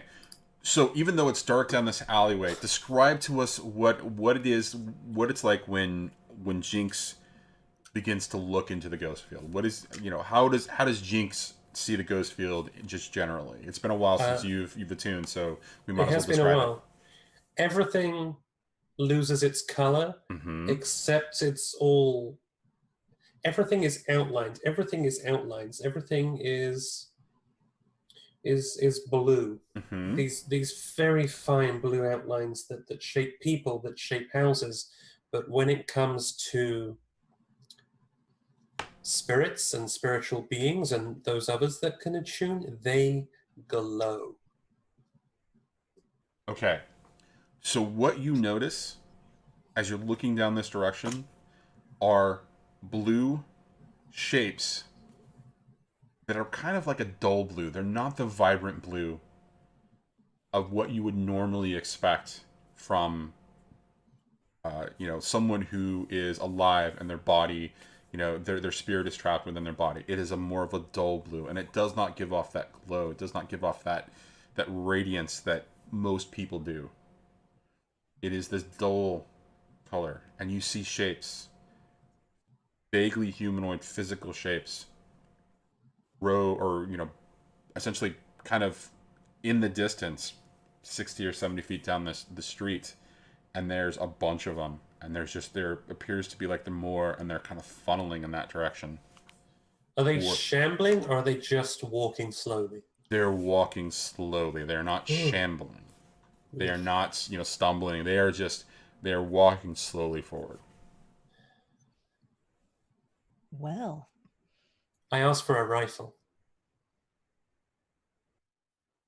One of them pulls off one of his rifles, and hands it to you. As you can see that there's actually an attendant who's basically doing all of the reloading behind all of them, right? Just kind of making sure that everybody's next round, next rifle shot is being reloaded. And these are all like flintlock sort of powder, black powder kind of loaded, front loaded rifles. Can any of you attune? We've got a couple of whispers. But they're up, and they point up to the roofs. As you look up, you can see one of the, you can see a couple of whispers, and you recognize that one of them is Hocus's niece. Huh. Gun comes up, and I take a shot. All right, take a shot. Oh boy, what what skill is used for shooting? I think we've used finesse in the past. I believe if you mouse over whatever the action is, it should tell you. Handle a vehicle or a mount, subtle misdirection. It doesn't actually mention firearms. I think hound is usually for long distance, or no, sorry, not hound. Hunt is usually for long distance shooting. Right, Oh, but crap. in this particular case, yeah, he can make an argument for. I think we're gonna let you roll your skirmish because you're a seasoned veteran, and that's your highest skill. So let's go ahead and have you roll your skirmish. Yeah, it's certainly not going to be a. I'm not a trained sniper. No, I think I've used both. I've used firearms. Right. So go ahead and roll skirmish, another controlled situation, and the effect is going to be standard. Okay. Can I argue for a bonus dice? What are you arguing for specifically? I'm Jinx Godiffer. You're in a place. Well, do you announce that you're Jinx Godiffer because nobody actually knows you? No, I just tell myself. he just yells it out like as a war cry. I'm Jinx Godiffer. Bam. Okay, I like it. Do it. No, I'm No, not I do yelling. it. Do it. Do it. I'm not yelling it, but I am like, I'm Jinx bloody Godiffer. Okay, do it. Take a shot. Okay, so you hit. You see the shot fire off, and as you're watching it attuned in the distance, you see it go through the head of not one, but two of these these slowly walking figures as they just kind of crumple, and the more body, more of these bodies begin to kind of move around as they continue moving forward, and they're continuing to kind of fill in behind. And the next round of shots go off after your shot. Clear, not clear, not clear, not clear. As 3 of the 4 avenues that are being occupied right now are reporting not clear. Oh boy. And we're going to cut to Hocus. Shit. Well, I think heading out of the tent, I mean, we could hear, which Hocus is pretty sure that these things are probably coming from the park. Mm-hmm. And so it's like, Yeah, okay. And so heading down towards where the gunshots are coming from, and if anybody of the group is following along with him, because I don't know if anybody from the group is following along with him or not, but at this point he will kind of be like, oh, maybe I should, yeah. Whatever means you have for dealing with spirits, you should get it ready right now. Mm-hmm. Is anybody actually following him? I don't think we. I think nobody said that they were. So I just wanted to verify that. Even if they're I'm not. Okay. I'm not leaving Libby alone. If she's staying behind, I'll kind of nudge her and be like, "Don't you think we should be doing something?" Why, Sky? Why?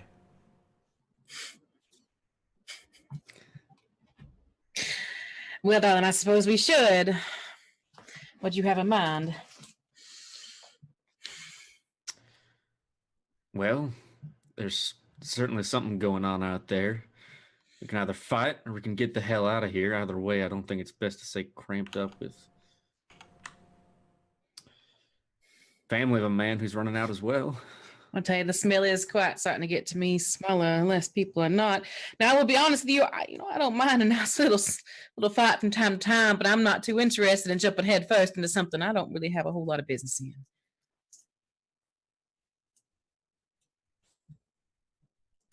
I don't necessarily disagree. As much But- respect as I have for these fine folks and their beautiful homes. which look like shit right now. It's not like it really is, man. Sky's gonna attune. You're going to attune in that tent. Mm-hmm. Okay. I want to get a look at Libby. I would like you to roll me in attune. Okay. I'm guessing controlled and standard, limited. Fucking dangerous. Well, it is dangerous to some degree, but not for the reasons that you think. You did say something interesting, though. For the effect, are you only focused on Libby? I'm gonna be first focused on Libby, Okay. and then I want to actually look outside. I'm not gonna actually like look outside, but I just want to get a sense of what's going on outside, kind of. Okay, so we're going to call it standard and go ahead and roll it.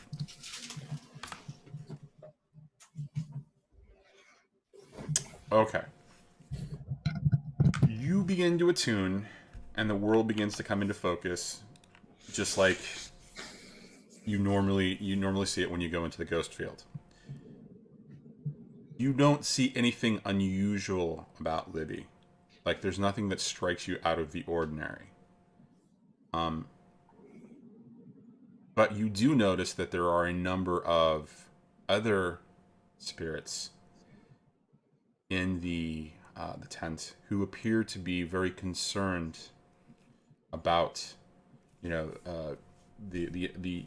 individuals here, and there seems to be a little bit of a conversation and a flurry going on here. One spirit you do notice is an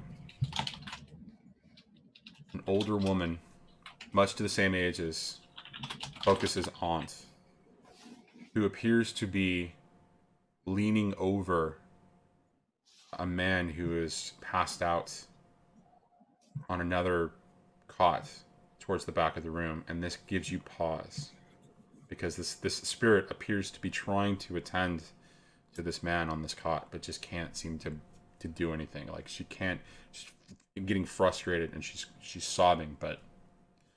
And as you look beyond the tent, you can see that there is a bunch of a bunch of ghost activity, but like none of it really catches your eye as interesting, and you can't see farther than the distance.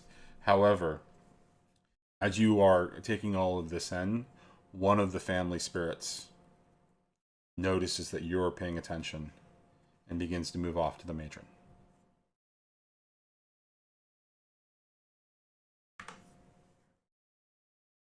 Wait, where are they going? To the matron. To the matron, his aunt. Okay, and they're just gonna let them know, assumably. Well, you don't know what they're going to say, but they notice they notice that you notice them, and move off to the matron. All right. Come on, Libby. I think we've outworn our welcome. We'll come back when Hocus is back. All right, let's go. As you exit the tent, you hear a bunch of carts and goats in the distance, heading in that direction, coming from the north.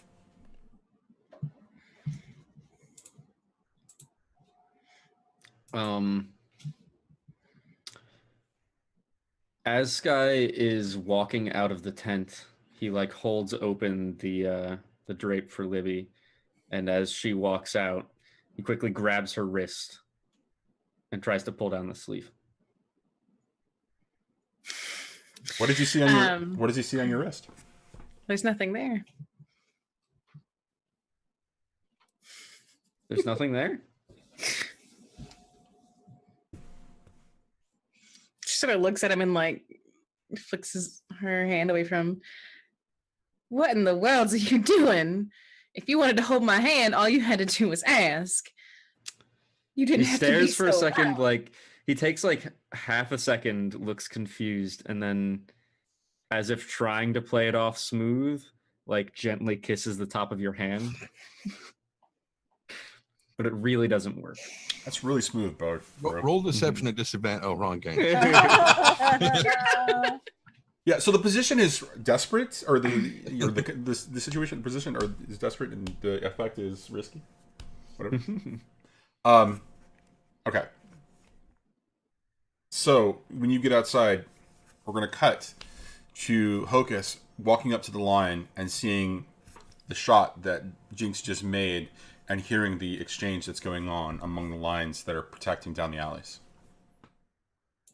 As you're kind of taking it all in, you look up and you see that your niece is standing on top of one of the buildings right at the essentially the juncture where the street goes down, and then there's the more open avenue that they're protecting from, and she appears to be giving hand signals between the different whispers that are stationed at the top. And one of the things that you notice about it is it seems to be a series of gestures that are based on an older sort of a child's game, sort of a thing that you used to play where, sort of like sign language, but there was just this sort of an exchange of being able to communicate without. But these gestures, the gestures you always knew as a game as a child, and these are being used specifically to communicate, things, the numbers, essentially, a count. It's a weird sort of accounting kind of a thing. 6 over there and 20 down there. No, more like 50 this direction, 30 this direction. Unknown this unknown but large number this direction, kind of a representation. Uncountable. 1,000. Right. So you're getting some really interesting little bits of information as you're kind of taking in this scene, and you see Jinx is just handing off the rifle to have it reloaded. And I will attune and take in the scene a little deeper. All right, I'm not gonna have you roll it because you're Hocus, number one, and number two. At this point, it's going to be really obvious a lot of the things that are going on. As you begin to attune, you see down the alleyways, and you see bodies upon bodies down the alleyway that you're looking, and they are slowly moving in the direction. And you see that they're spirits, that they're the spirit, the spectral energy, the spirit, the ghost that you would expect to be in the body. Is not the vibrant blue that is of somebody alive, but it's very dull blue. It's sort of strange, and it's kind of muted, but it has a bit of a brilliance to it, but it's very a dull blue. And they appear to be stepping over things that are losing this dull blue. It's just sort of seeping out and sort of like pouring out of these things that are on the ground that you can sort of see as they're stepping over it.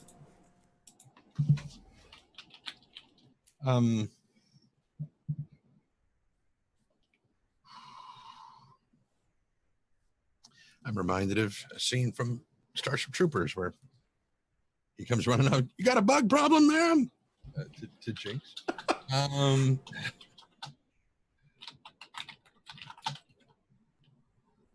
these coming from the park? To whoever's near Jinx that is of somewhat high rank.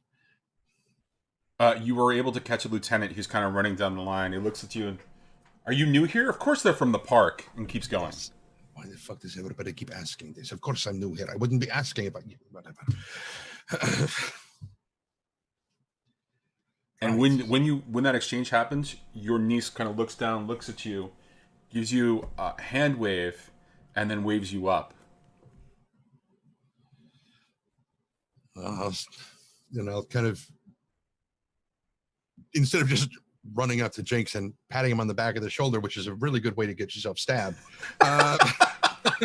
Really? Yeah, it's like going up to somebody who's welding. You don't do that shit.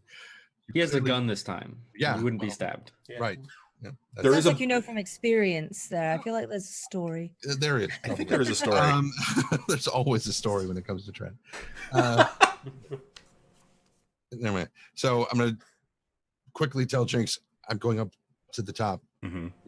And I'll be back. Okay. Oops. And When you step up to the top, you can see that she's kind of occupying a corner, and that you climb up the ladder that's been set there, and she kind of motions you over, and she doesn't say anything, but she points, and she throws you a gesture before she realizes, I'm sorry, Uncle, 50. There are 50 down there. And she points, and you look, and from this vantage point, you're 2 stories up, you can see that there are a series of bodies kind of coming down, but you can see farther, and that they're all kind of grouped in this sort of alleyway, or this sort of street that's just kind of condensed, but there are a mass of bodies, and 50 seems to be a good count.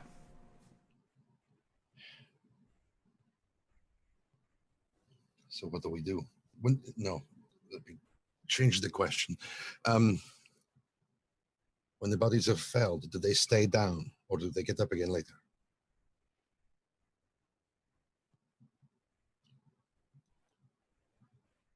And she gets frustrated for a second.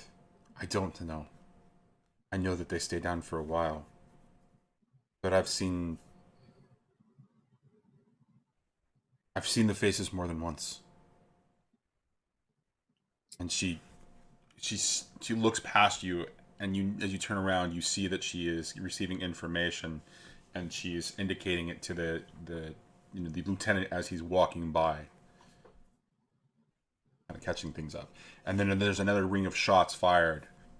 Jinx fires off another shot with the group. More bodies begin to fall. 10 bodies fall this time, but there's still more coming. How often does this happen?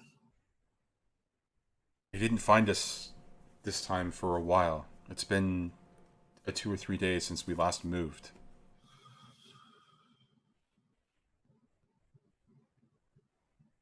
She calls another, or she takes another, bit of information from off to the side here, and she indicates as the lieutenant is walking by again, just the count again.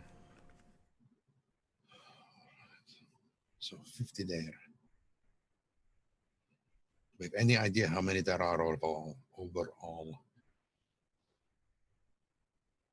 I don't know, Uncle. What I do know is they keep coming. They don't stop coming anymore.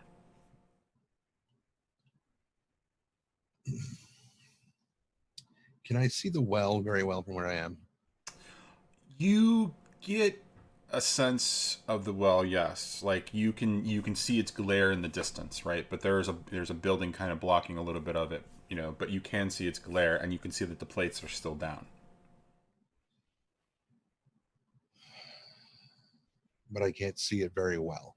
Right, yeah, you can see that the no plates, well, you can sort of halfway see it, right? So you can't get a clear view of it, right? But you can see based on the glare, because the glare is intense, that it's coming out in essentially rays versus, like a full brilliance that when you would expect the well to be open, right? And so with the well closed, you only get a sense of, certain elements of it, right? Like certain lines or rays of it versus it being the entire brilliance of it, the entire luminescence. What's going through Hocus's head at this point is that,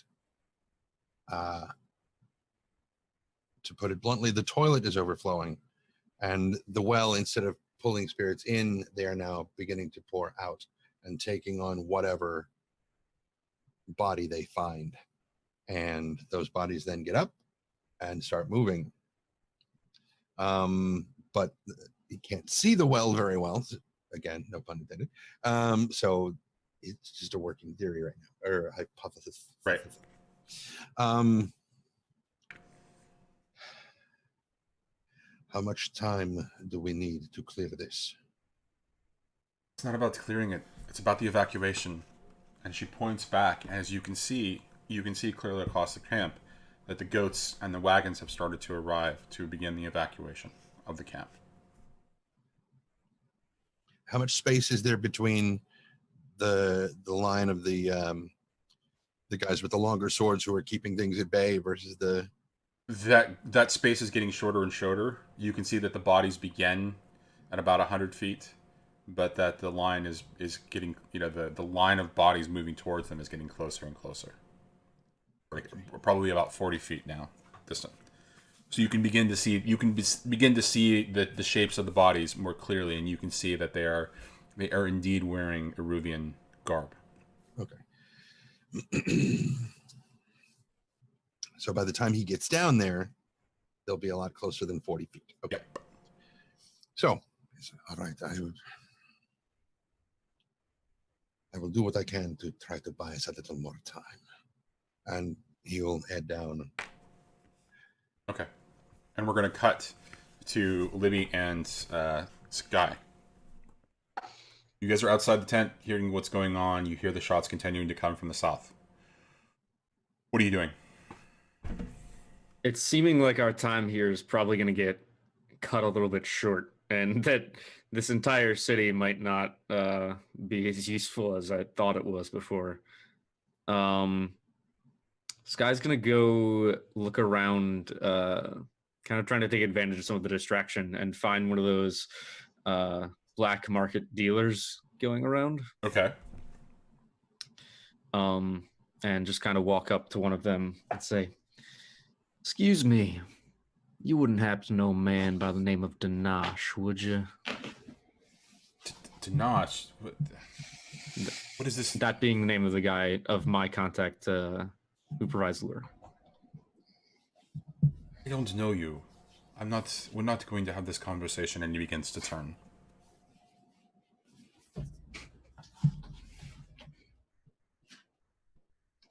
Well, now, I assure you, I happened to catch a glimpse of what you were peddling there, and I think we might actually have something quite valuable to discuss. Could be worth your while. I said no, and he brings a blade, and he comes back. He holds it in front of him. I said no.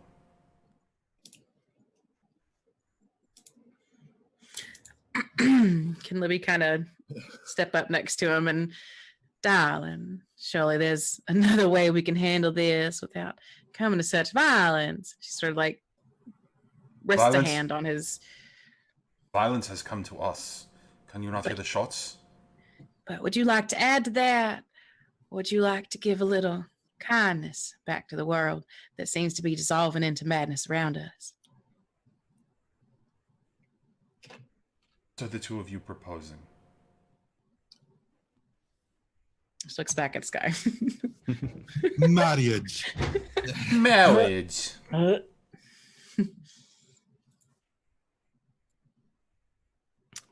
Listen, I know that times ain't great here in Uduasha.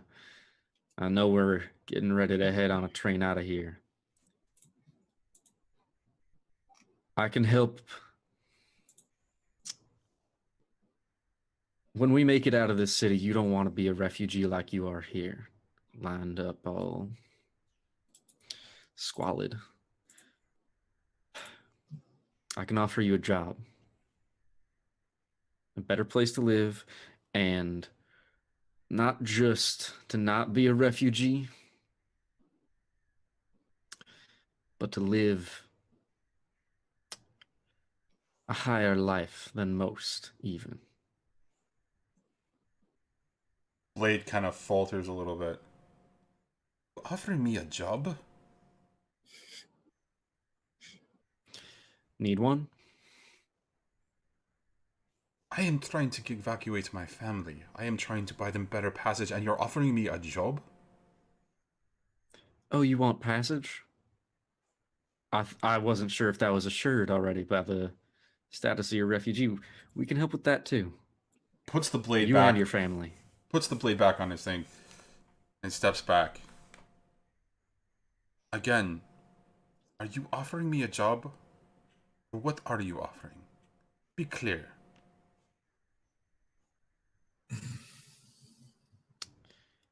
I'm offering you a job. I'm offering you safe passage for you and your family. How can you guarantee this?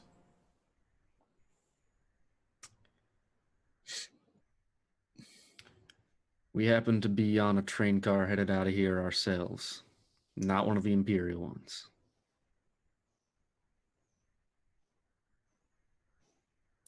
We got room.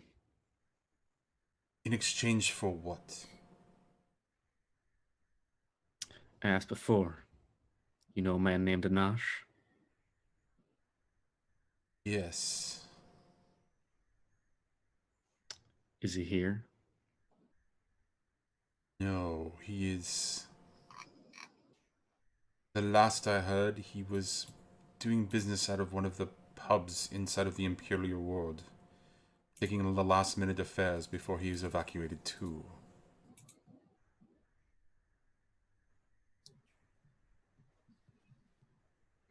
Do you know him well? He like you? No. And he begins to reach for his blade again. Do not do business together. I respect. And as he says that, he kind of scratches his chin a little bit, and on his beard reveals a little bit of a scar underneath his beard.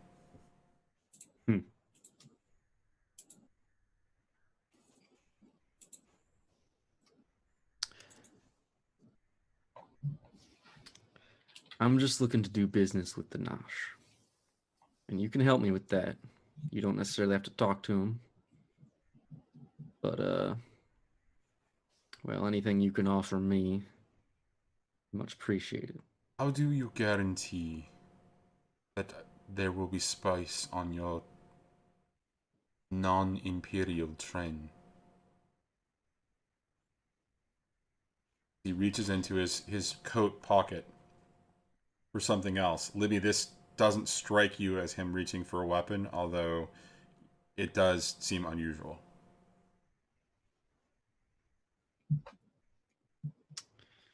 Can't exactly show you the train. I can make you a deal.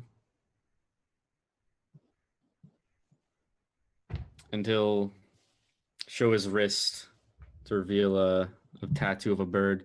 Assume you know what these do. And I'll have no part of them. Fine enough. But as he does that, he pulls out a coin. And he kind of begins to dance it around his fingers. Now, where is this train? You're dancing along, and as it is, you recognize some of the symbols on it as Aruvian, but you don't really get much else beyond that.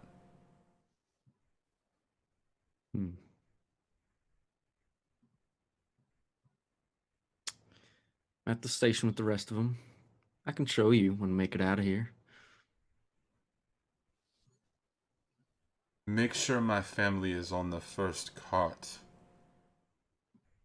This is yours. We can talk about your train later.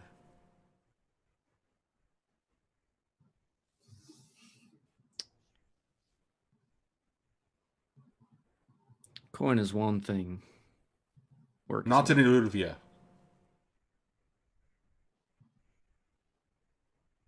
And it's then that you notice that the coin is actually quite old.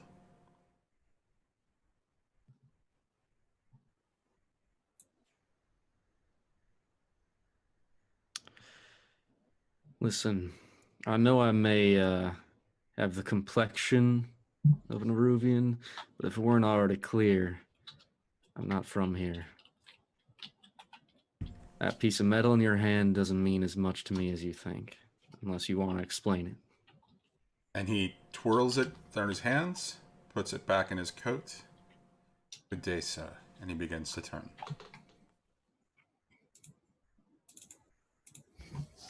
And we're going to cut to Ari, who is inside the tent. Hocus's aunt has you working with his uncle, who is the patriarch at this point of the family, who's very sick. And she has you helping and attend, as you had said something to the effect that you have healing hands.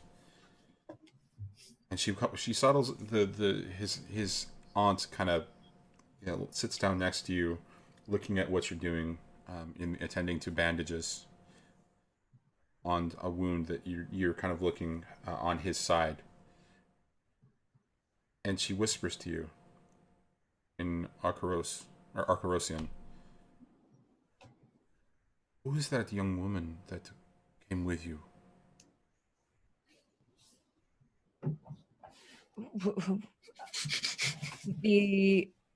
The like funny sounding one, or wait, that doesn't separate the two. I was gonna say. Not the Imperial captain. Oh, the rat lady. Well, She gives you the strangest look when you say rat lady. she does little dioramas. She made a very dashing rat of me while I was in a red leather corset, but that's beside the point and really a waste of time me mentioning right now. But I don't know. We kind of found her and picked her up and took her on a train with us, and here she is. She's helping? Question mark? I was gonna say stated in the form of a question. That is all you know of her? I'm keeping my eye on her. Friends close, enemies closer sort of thing. So is she your enemy? Everybody's my enemy. Unusual statement for a young woman. Then do you know why she works for him? Could be the same old story of nowhere left to go, nowhere left to run, nowhere left to hide. Desperate gal in need of desperate measures. Don't know what I'm talking about, do you?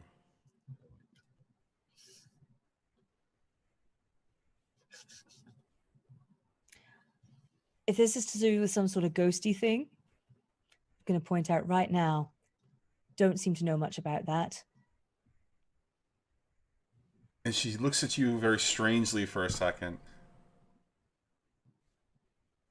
She points to the young girl. Hocus, what is the name of a young child in your family? The young child that you would not know. What would be a family name given to a young female? A young female. Tinchi. Tinchi, my little darling there. She has a gift. Very, very special gift. We trust her instincts. She liked your friend, but she told me she bears a mark. Careful with that one. Is this a mark similar to which Sky wears, or something different? Which one is Sky? The burly one, without the lopsided face.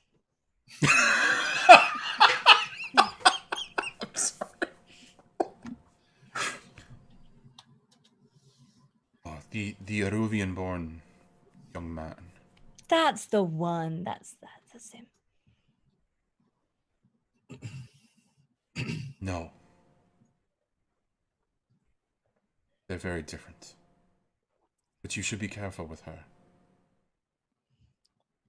Well, No. considering the burly one without the lopsided face is probably the closest I can get to calling a friend. I'll be keeping my eye out. And she turns and looks at you again and regards you. One to watch. She smiles. And she begins to continue to help you bandage as we're going to switch to Jinx firing on the line.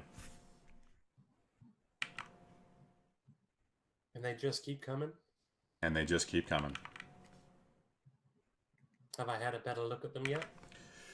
From what you can tell, they are wearing Eruvian garb that you see the natives are wearing. But they appear to be moving slow, and they are of various ages and just genders, and and some of them appear to have holes in their clothing, burned holes in the clothing. Oh, they've already been shot. It's zombies. It's always zombies. Are the numbers thinning any? You seem to get a feel that no, the numbers are not thinning, that they're continuing to increase, in fact.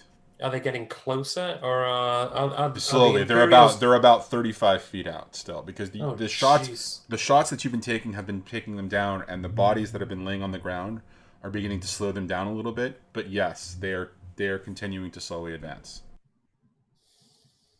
I turn to the riflemen that have been standing beside me and say, "Focus your efforts in the other alleys. I will hold this alley. They are slow. They will not get past me." And I pull out the kukri. That's not the protocol. That's not how we do these things. That we've survived before. If you do not move to the other alleys, we will be taken over. I have the sense that there are more than have been previous. They keep coming. They are drawing closer. For all that is good and pure, hold the other alleys. They will not get past me. And as the private begins to protest again, the lieutenant walks up. Do as he says.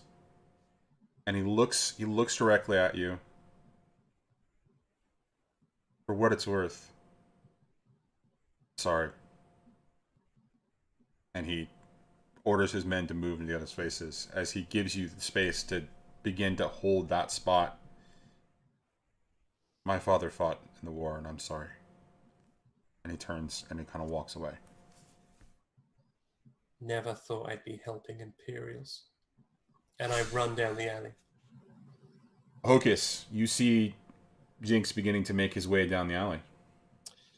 Since she's got such a short period of time, do you want to just go ahead and deal with Ari again, or what? No, we'll come back to Samantha real quick, but I wanted to give you an opportunity to respond to what's happening to you. So he's running down that alley. Mm-hmm. How many are down there? At this point, you now can see about 60 Okay. that are just kind of clogging up that alley as Jinx is basically with the kukri out, going head first. Okay. Run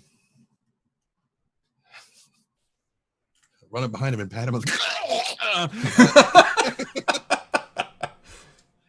No, but I will come running up behind him and let's see. Jinx, can I give you a little bit of assistance real quick before you dive in there? Absolutely. Can you thin the numbers? Possibly. Could you step behind me, please? Absolutely. And I do. Quite a way behind. So I'm going to collapse the hook and put it back into my belt. And for the first time ever, I'm going to use my ability Tempest. And I'm going to use one of my crits. Okay. And it is going to be like fucking, Emperor Palpatine Force lightning just down through the entire group. and Okay. just light them all up. Okay. So I want you to specifically describe to me what it's like as down this narrow street that weather comes out of nowhere and this lightning just kind of encapsulates them. What happens? Not only what happens to, down the alley as this lightning is kind of dancing. What happens to the bodies? Well, it's not in this case. It's not that weather comes out of nowhere. I'm not summoning a storm. So with Tempest, actually, it is a weather element. So there is some sort of aspect of that. So I just want to make sure that gets included in the description, because it's as if weather comes out of nowhere, whether it's wind or it's rain or it's lightning, right? It just almost comes out of nowhere. I could have sworn somewhere it specifically mentioned that you throw it from your hands. Does it really? Yeah, I thought it did. It may not have. Okay. It said when you unleash it as a weapon. That's how I interpreted it. Okay. All right. Well, that's fine, but it's just the description is very, very much as a natural phenomenon coming from you. Okay. So basically, he kind of steps forward and pulls the sleeves up and is chanting something in Erubian, something he's never quite chanted before, but desperation is very clear in some of his enunciations. And when they're about 20 feet away or so, he just finally just lets this thing go. And it's almost like a Van de Graaff generator between his hands as it's arcing back and forth.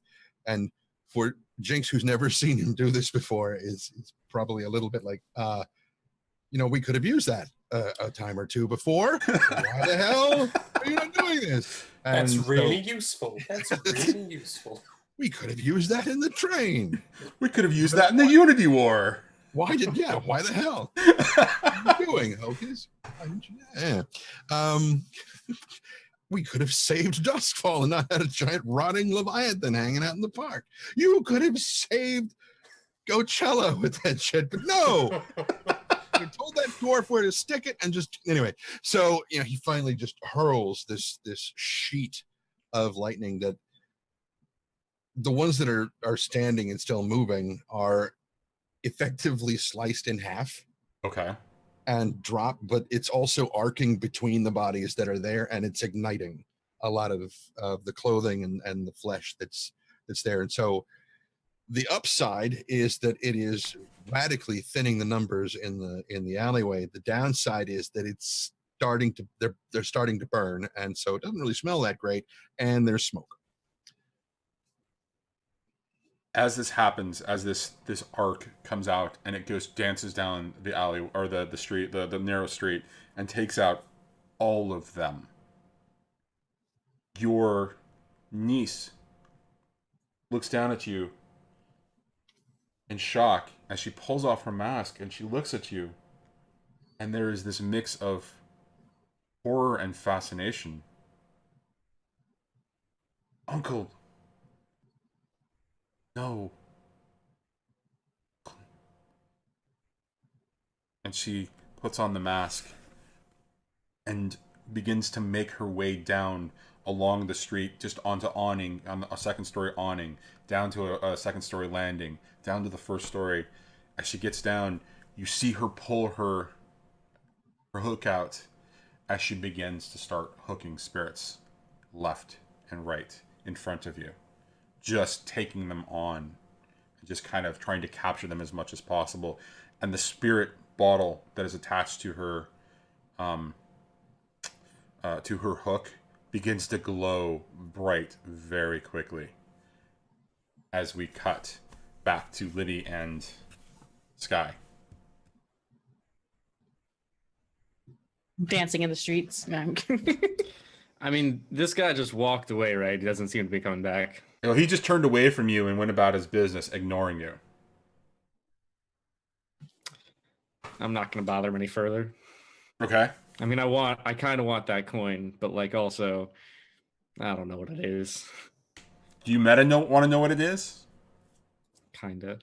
It's the same coin or it's the same type of coin that Hocus was given. Oh. It is literal, introduction currency for any reason whatsoever. Like, you can present it and it will Yep. See, That would have been great. yeah, that's why he was dancing it in front of your. You know, he was trying to tease Listen, you. I asked him what he meant, what it meant. And if He you could have didn't just know, told me. if you didn't know, you didn't know. You weren't worth his You're right. business. You're right.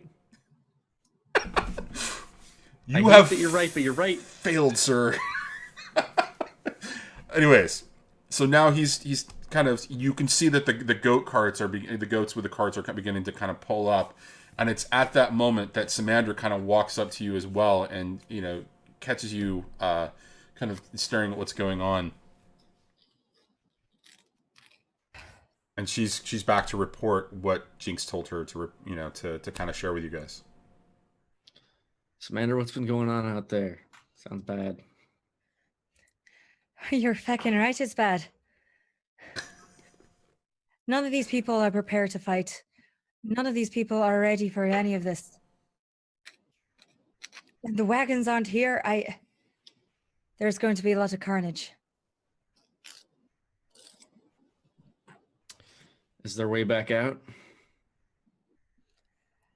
I do believe they have the plans to head to the south. But that's all that I know.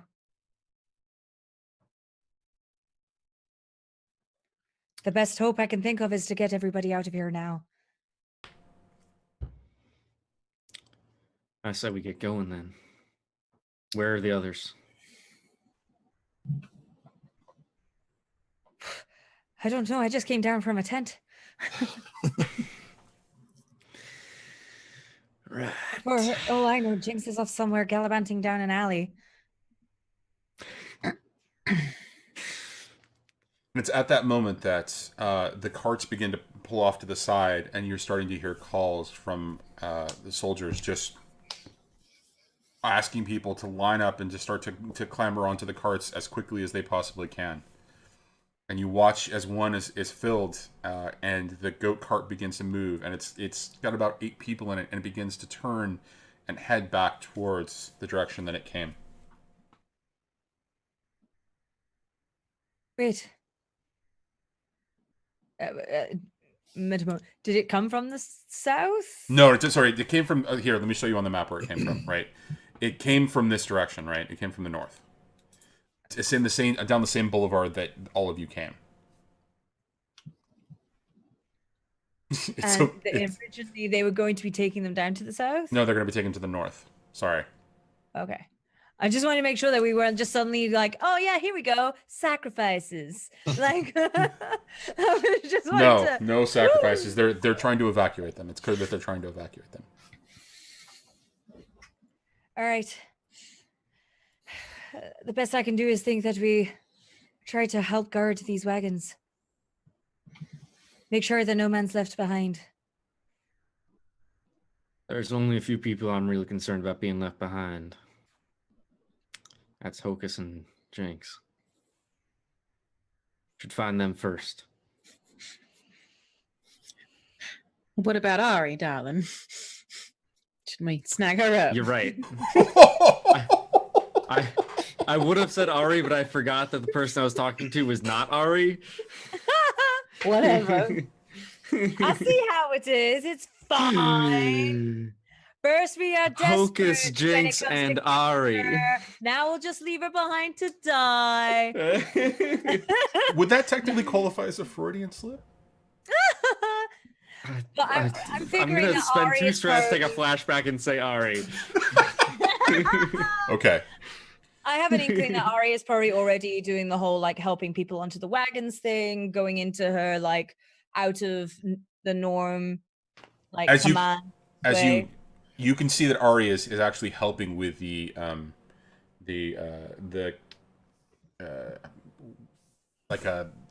she's helping with the group of Hocus's family coming forward, and they're carrying, those that they need to carry on stretchers, essentially, or I can't remember what the other word for it is, but you can see that Ari's coming up with that group, and you can see at the same time off in the corner from your eye, Sky, that the black market guy that you were trying to you were trying to make a deal with, he's also arguing with the soldiers, trying to get his family on the next cart as soon as possible. You know, I mean, there's this argument, get in line. You know, everybody's trying to get out of here, and so there's a fair bit of commotion going on. Yeah, Ari's definitely then just making sure that all the like children, all the women, and anybody who she feels is like frailer gets onto a wagon. So Samandra,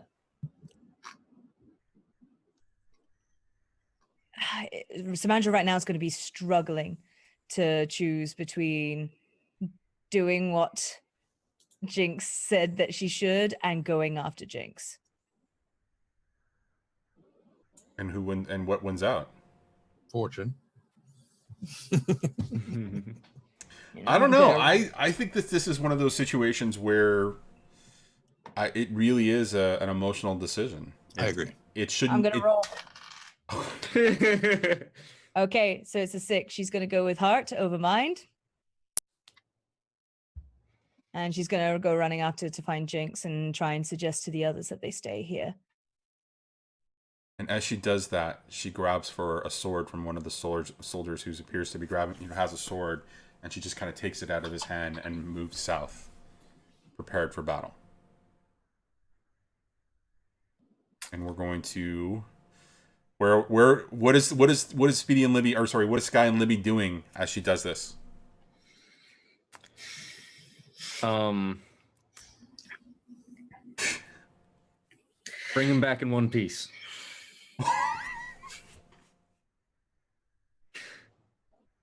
Aye. That is the plan. Libby? I'm sorry, go ahead. I'm sorry, I didn't mean to interrupt. And is Hocus, if you see Hocus with him, make sure he gets back too.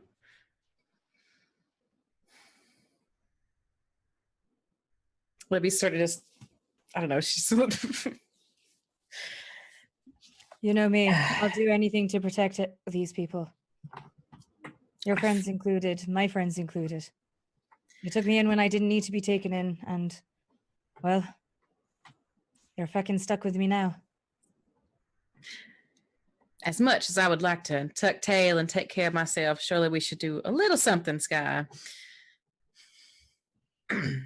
At least save a bit of face instead of just going on, I suppose. Against my better judgment. You want to make out? I mean, there's a nice corridor Sounds over awfully there. magnanimous for you, Libby. Well, I hate to be seen as a deserter or to leave those to die. Perhaps we help round those up that we need to round it up. That could at least fare a bit better than tucking and running. You're right. We can go. Lead the way. Right. And we're going to cut. Okay. Sorry, go ahead. No, I'm just, yeah. Okay, I was going to say, and we're going to cut to the aftermath of Hocus's attack, using his niece now moving in and starting to hook left and right. As you can see, Jinx, the spirits of the whatever was there, they're still lingering as the bodies are down, and she's just starting to hook them left and right. What do you two do?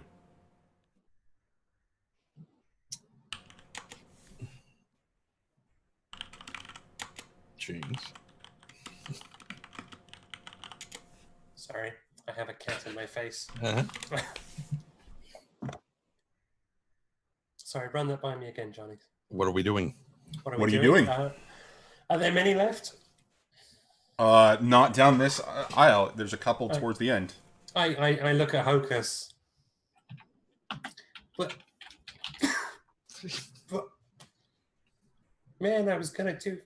But, okay, that was cool. That was really cool. Can you do that again?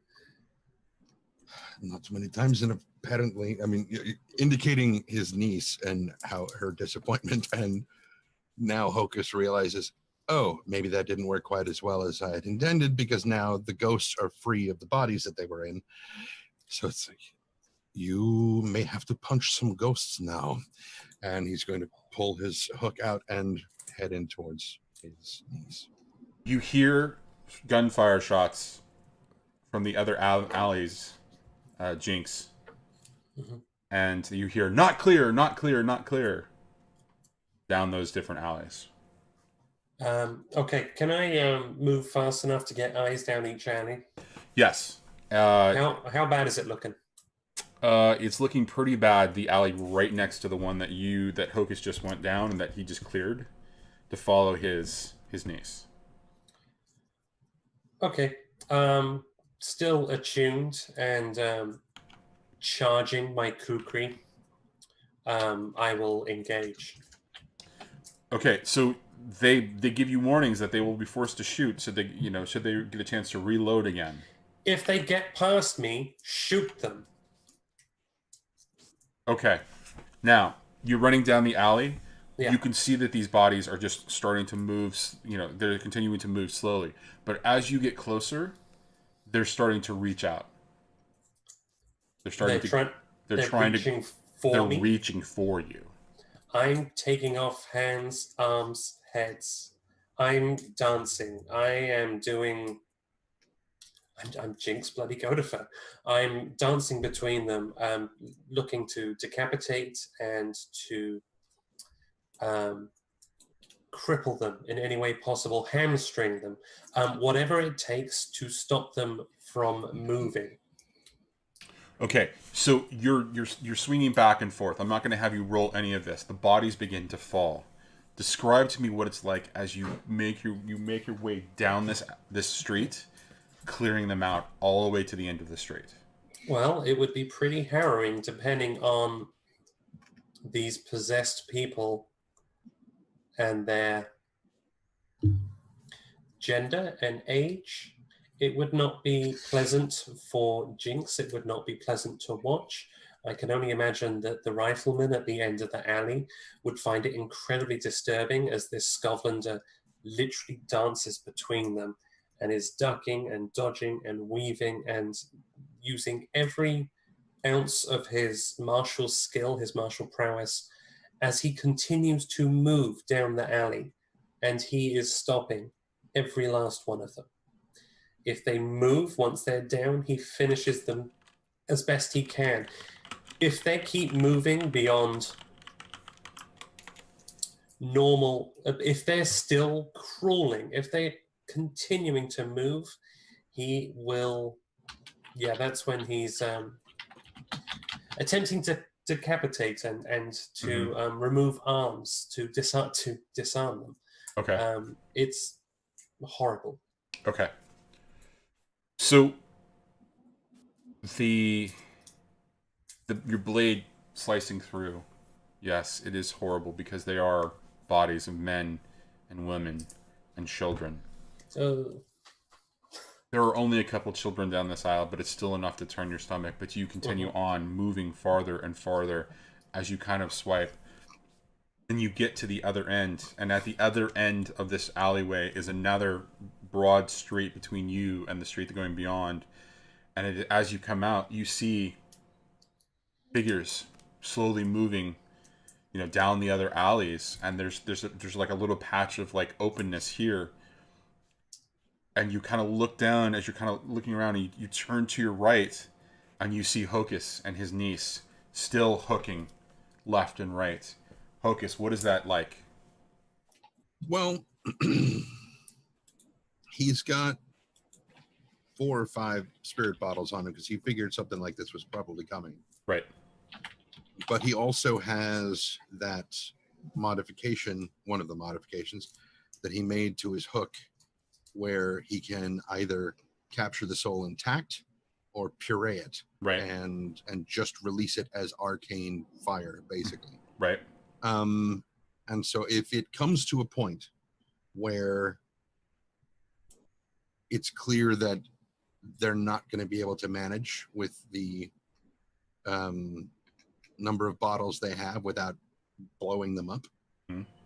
That he is going to, almost like a proton pack, he will disconnect the cabling that feeds into the bottle, set it to puree, and as he hooks, somebody will just turn the hose, and very much like the well or the arcane the crematorium at Bellwether, that it'll just unleash arcane fire and just obliterate whatever ghost is in front of him, just utterly destroy them. But that's only one at a time. Okay. And so as that's happening, you're right, the bottles do fill up very quickly, and you're forced to do this. And your niece is beginning to kind of hand you more, start to hand you another bottle as you make the switch. Uncle, what are you doing? As you do this and you continue moving forward, as she just kind of stands back in awe. And you can't see her face, but you can tell by her presence that she is just stunned as she watches you move the last 20 feet down the alleyway. And she kind of recovers herself and continues to move forward, doing her own, using the spirit hook, grabbing of the spirits, as you both make the end of the street, clearing all of these spirits just for a second, a brief moment, and you look over and nearly see Jinx just kind of stunned and taking this in. And what you see is bodies, slow moving bodies, moving down other ways, and the mass just kind of sort of move towards you as well, but just slowly filling in after all the work that both you and Jinx have done in this particular case.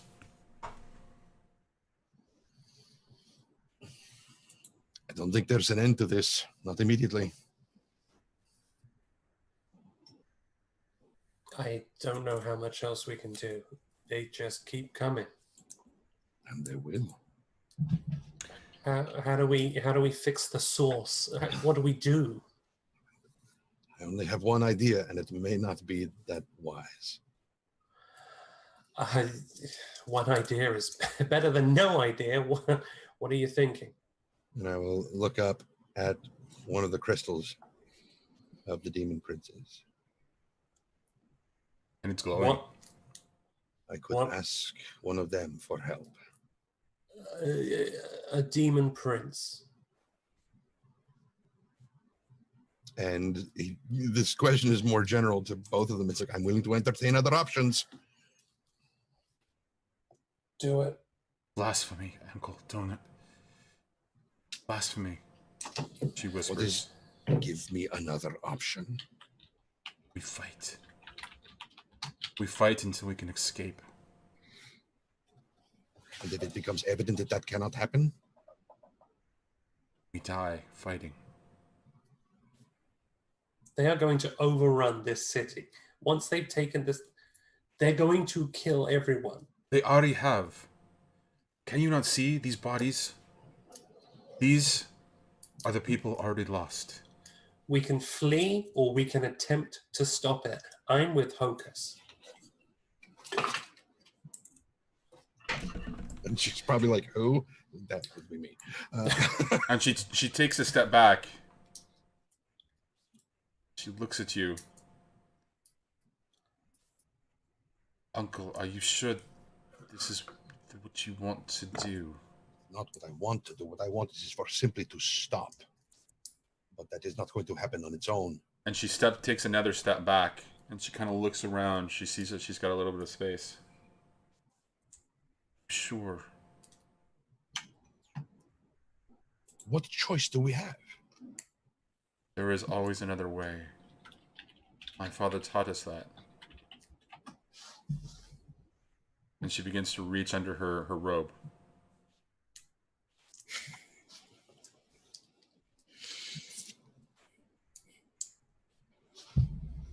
Okay.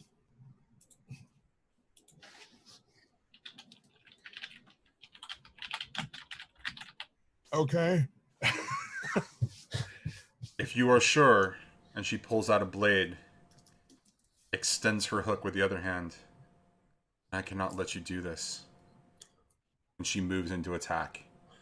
And that's where we're going to end it.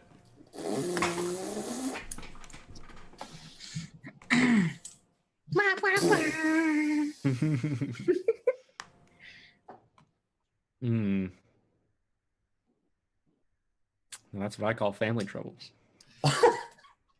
I wouldn't know anything about that, Woody. No one in my family has ever tried to kill me, okay? That I know of. Thank you.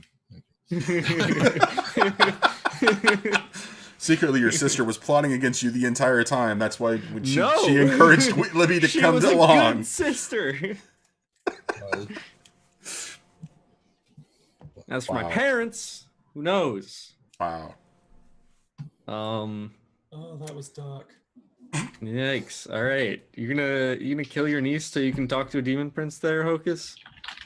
Who knows? All right. I'm sorry. This has been fun. I'm glad that we got back to this because after having 2 weeks off, I had forgotten how much fun this is, and it is still a lot of fun. Even if I was like missing for like the first half of it because my internet was so bad. It seems to have stabilized. It did get a lot better. That's really impressive. What did you do? Who did you sacrifice? Did you talk to one of the demon princes? Have you and Hocus been Yes. talking? Oh, all right. I just wanted to make sure.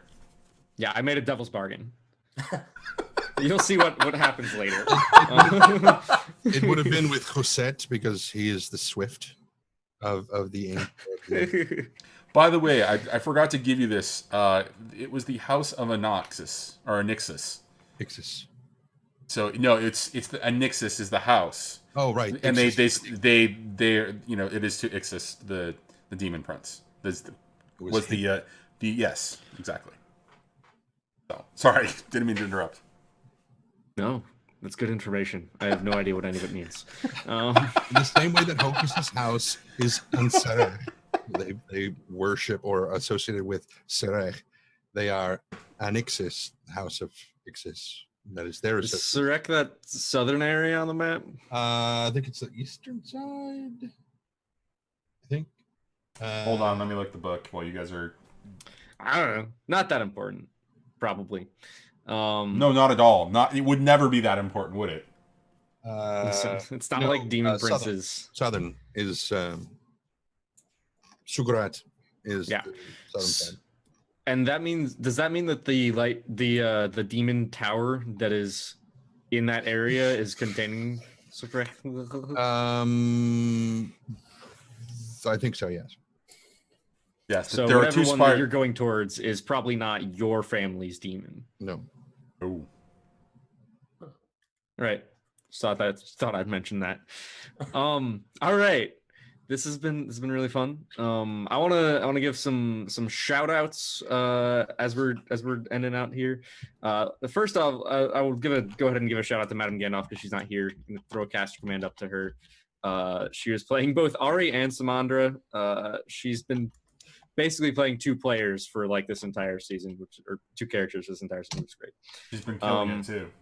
Yeah, both of them are fantastic. And we'll go ahead and go around to like our cast or whatever, I guess, and they can tell us what they thought Whatever. of tonight's episode and who they are or whatever. It's not like super important, but it is super important that we do start with Trendane. I like Carmex. Carmex. Ooh, This that's is like not the brought to you by worst. Carmex. Blech. Blech.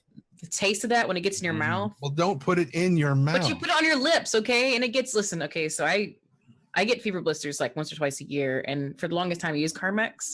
And when you have like your lips like, and you're putting stuff on it everywhere, it gets in your mouth. Why do you have your lips like that? Yeah. Have you ever had a fever blister before? All right, your whole face is like, Like Angelina Jolie levels of. but only on one like Mm. part of it, so it's Right. like, it's not sexy, but it just, the Carmex just gets in there. It makes Right. everything taste like it. It's bad. Anyways, you're distracting from Trend's outro. Trent likes it when people are distracted from his outro. What are you talking about? Yeah, that's true. That's why I wasn't contesting any of it. So yeah, I'm Tren. I'm a professional voice actor, person, audiobook narrator kind of guy, dude. A week ago, I said we were going to have an earthquake here pretty soon. And early this morning it happened, and we were sitting there, and I thought that my housemate had walked in the middle of the night and was shaking the back of my chair trying to get my attention because I had my headphones on. And so I turn, and he's not there, and everything is still moving, and I'm just seeing my microphone shake. I'm like, oh, it's a quake. Okay. And I go back to what I'm doing, and I'm like, oh, I should probably say something on Twitter. So I jumped to Twitter. I'm like, yep, that was a quake. And everybody's like, oh my God. I'm like, it was no big deal. I'm like, that's what, like a 4.5? And like 3 or 4 minutes later, this one guy's like, oh my God, you were exactly correct. I'm like, yeah. You know, it was neat though. It had a little bit of sway to it. It felt, as soon as I realized what it was like, yeah, it's kind of cool. You know, here down on the coast, we only got like a jolt, and that was it. It was like, look, we're done. You guys got the ride. We got the ride. It was good. It wasn't really a roll. There was no up down. It was just slide. It was a 2-dimensional moving back and forth kind of thing. It was very, very neat. Anyway, so yeah. I'm either here, or you can find me over at Arvin Eleron's channel, where we do D&D, and the Our Vocalist, which we do live voiceover stuff, which is just incredibly hard. And we're doing like 3064 read-only memories, whatever the hell the number is. I don't know what it is. 2064. Yeah, that thing. I was off by 1,000 years. Sorry. 2064 read-only memories, and we'll be doing that again at some point. That thing. Not sure what it is. Follow me on Twitter. It's just at Trendane. I always, you know, Van Gandalf. Oh, she's already gone. So I guess we'll roll it around to Mr. Joff. Hello, my name is Mr. Joff, otherwise known as Mr. Owlbare. That's Mr. Owlbare, as in, not as in.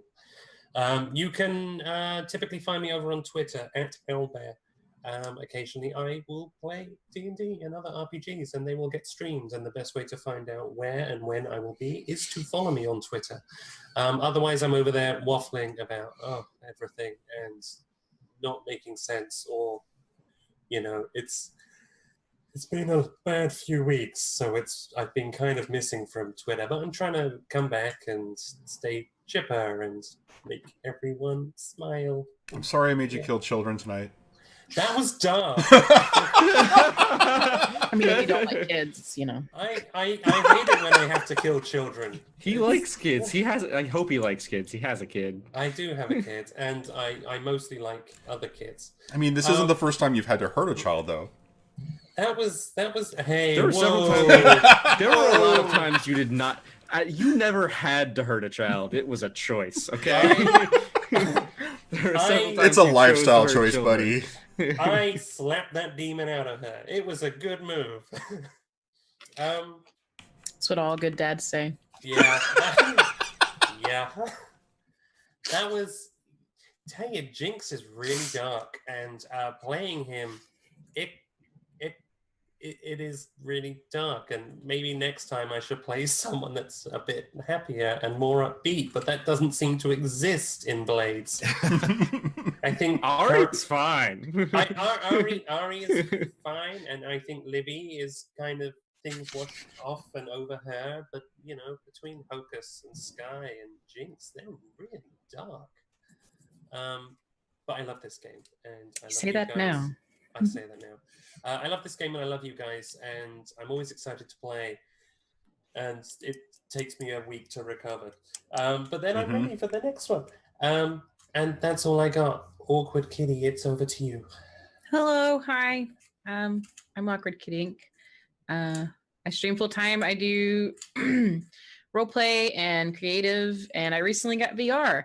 So there's a whole world of exploration there. Have you gotten Rick and Wrecked yet? What do you mean? There's a Rick and Morty VR. Oh no, I haven't gotten that yet. No, I did some stuff that came with it, and then I did VR chat, which is always great because I get to run around as a little anime girl and pretend to be a trap, but I'm not really a trap. But it's great because everyone thinks I'm a trap, and it's wonderful and terrible and a great time. Very addicting. I have a question. I'm really old, so what is it? What is a trap beyond the? It's obvious? like it's it's whenever a boy pretends to be a girl in games. Just because? Yeah, I guess. I'm not really too sure. But yeah, they dress up like little lolly girls. So everyone assumes you're a trap because you're girls dressed don't. up. Yeah, because Girls girls don't play video games. Right. Okay. Okay. Right. There are no girls on the internet. I have a question. I'm really old. What is a lolly girl? Like, they're like, my understanding, okay, could be incorrect, but it's like girls that look very young or are very young and dress in like a sweet, like, sort of, think of like a big old Victorian doll. Like Okay, tails and very cutesy like a doll. Sort of like that scene in V for Vendetta when she goes to the bishop's place. Okay. Exactly. But cuter. And a boy. Yeah. Who's pretending to be Evie. That's the trap part. The lolly part is a separate thing. Yeah. Lolita is what it's the whole thing. Oh. Okay. Oh. That helps a lot. Thank you. Can I stop you for a second? No, I need to stop two of you for a second. And can I just suggest that this would be an amazing show? Kitty explains the internet to Trendane. I'm surprised that there are things that Trendane needs explained to him. But if you like it, there's also a huge furry community, and I love to delve into that as well.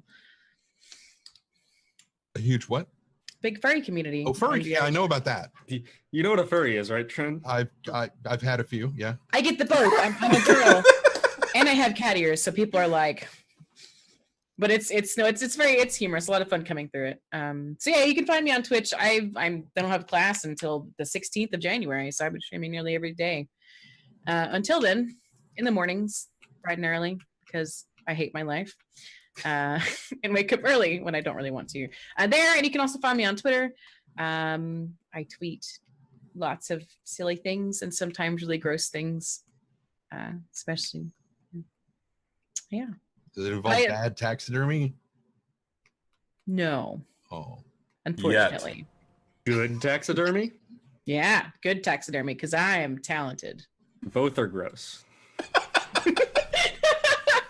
I mean, but yeah, I've been having a blast. It was fun to see some more stuff for Libi come out. I'm excited to see everybody takes it. Yeah. I want to find out. I kind of already know, but I want to find out in character. The point at which Johnny said she works for him, and I was like, wait. And I'm like, wait, I'm not there.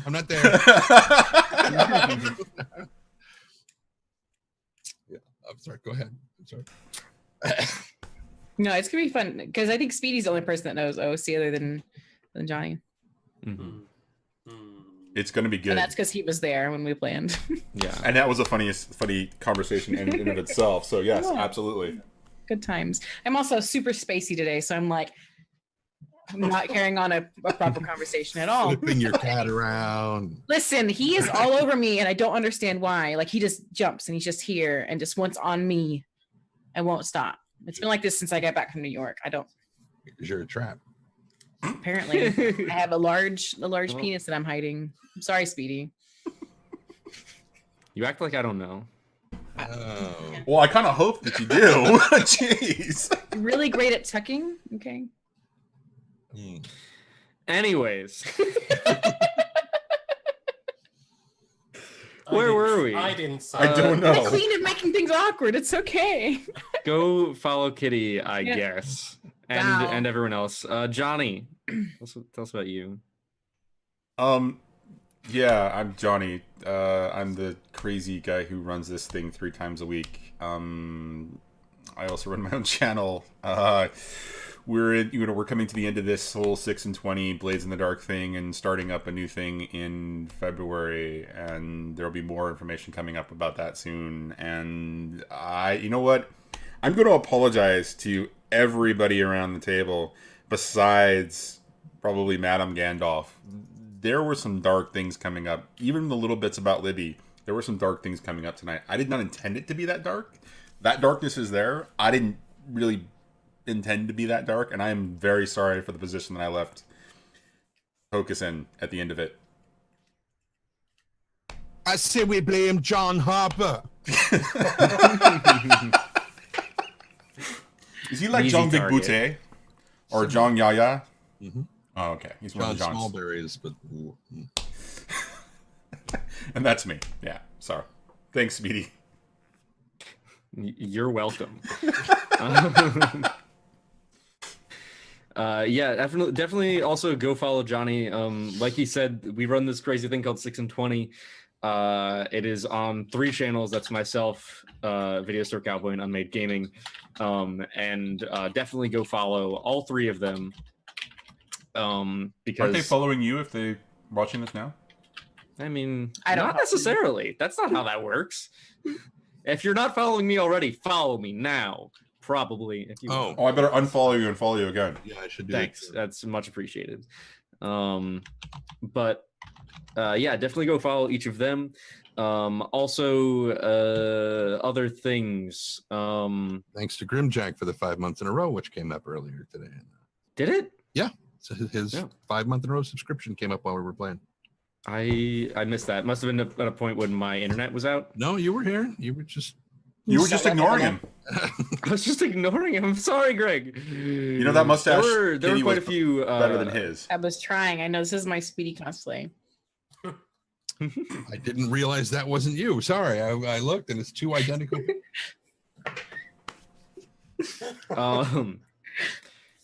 No, but I want to actually thank the people who came in earlier. So I want to thank Lindy for those bits. I want to thank Toto for that amazing raid. I want to thank Rush Dark Shadow for that sub. Unmade Gaming Mike for that raid and that sub as well. Grimjack for the raid and Cake for the sub. Or sorry, Grimjack for the sub as well. And Louise for the $18 donations with the crit successes for everyone. And Madam Gandalf for the resub, and Shalia for the resub. I keep seeing more of them. Thank you guys so much. Seriously, it does mean a lot. I really appreciate all of you guys coming in here and subbing and hosting. I realize I haven't been online in like 3 weeks because I've been home in Florida, and I just have not had stable internet, as you could very clearly see. So it was good to see you guys come back and supporting and everything. I really do appreciate all you guys. Hey, we gonna raid anybody? Yeah, I think we're probably gonna do that. Who are we gonna raid? Who are we gonna raid? Who are we gonna raid? I know who we're gonna raid. Don't There's act like that. I don't know who we're gonna raid. All right, Somebody in half with lightning. we're gonna raid someone with all the lightning power of Hocus. No, but No, don't do that. He's got a lot more. Don't do that. But yeah, definitely thank you guys for coming out here. If you're not already following, please hit that follow button. If you are not following on Twitter, follow on Twitter, sub on YouTube under the same name. And you can catch all the previous episodes and stuff like that. And you can join us on this raid. Right now, we are going to raid a friend of mine who I met at TwitchCon. Kitty actually introduced me to him, Steel Rain. Really guy. awesome guy. He does a bunch of RP. He's doing some GTA RP right now. And I don't know if you guys have been keeping up with, if any of you out there streamers keeping up with announcements and stuff. Streamlabs OBS just went live today, and he is like a big part of that from the beginning. So, you know. It's also amazing if you don't have it already. Slobs is like 10 out of 10 better than OBS. Except that it's called slobs. Well, That that's the whole joke. Because OBS is an open software Mm-hmm. and anyone can take it. So they took it and made it better. So it's Streamlabs OBS. No, but the fact that they call it slobs. Oh, that's kind of like a Slobs. joke, though. Yeah, okay. All right. Weirdos. Yeah, so we're gonna go ahead and raid Steel Rain. We put the actual raid command in chat too. Oh no. Oh, God damn it! I did /rain because it's Steel Rain. That's not right.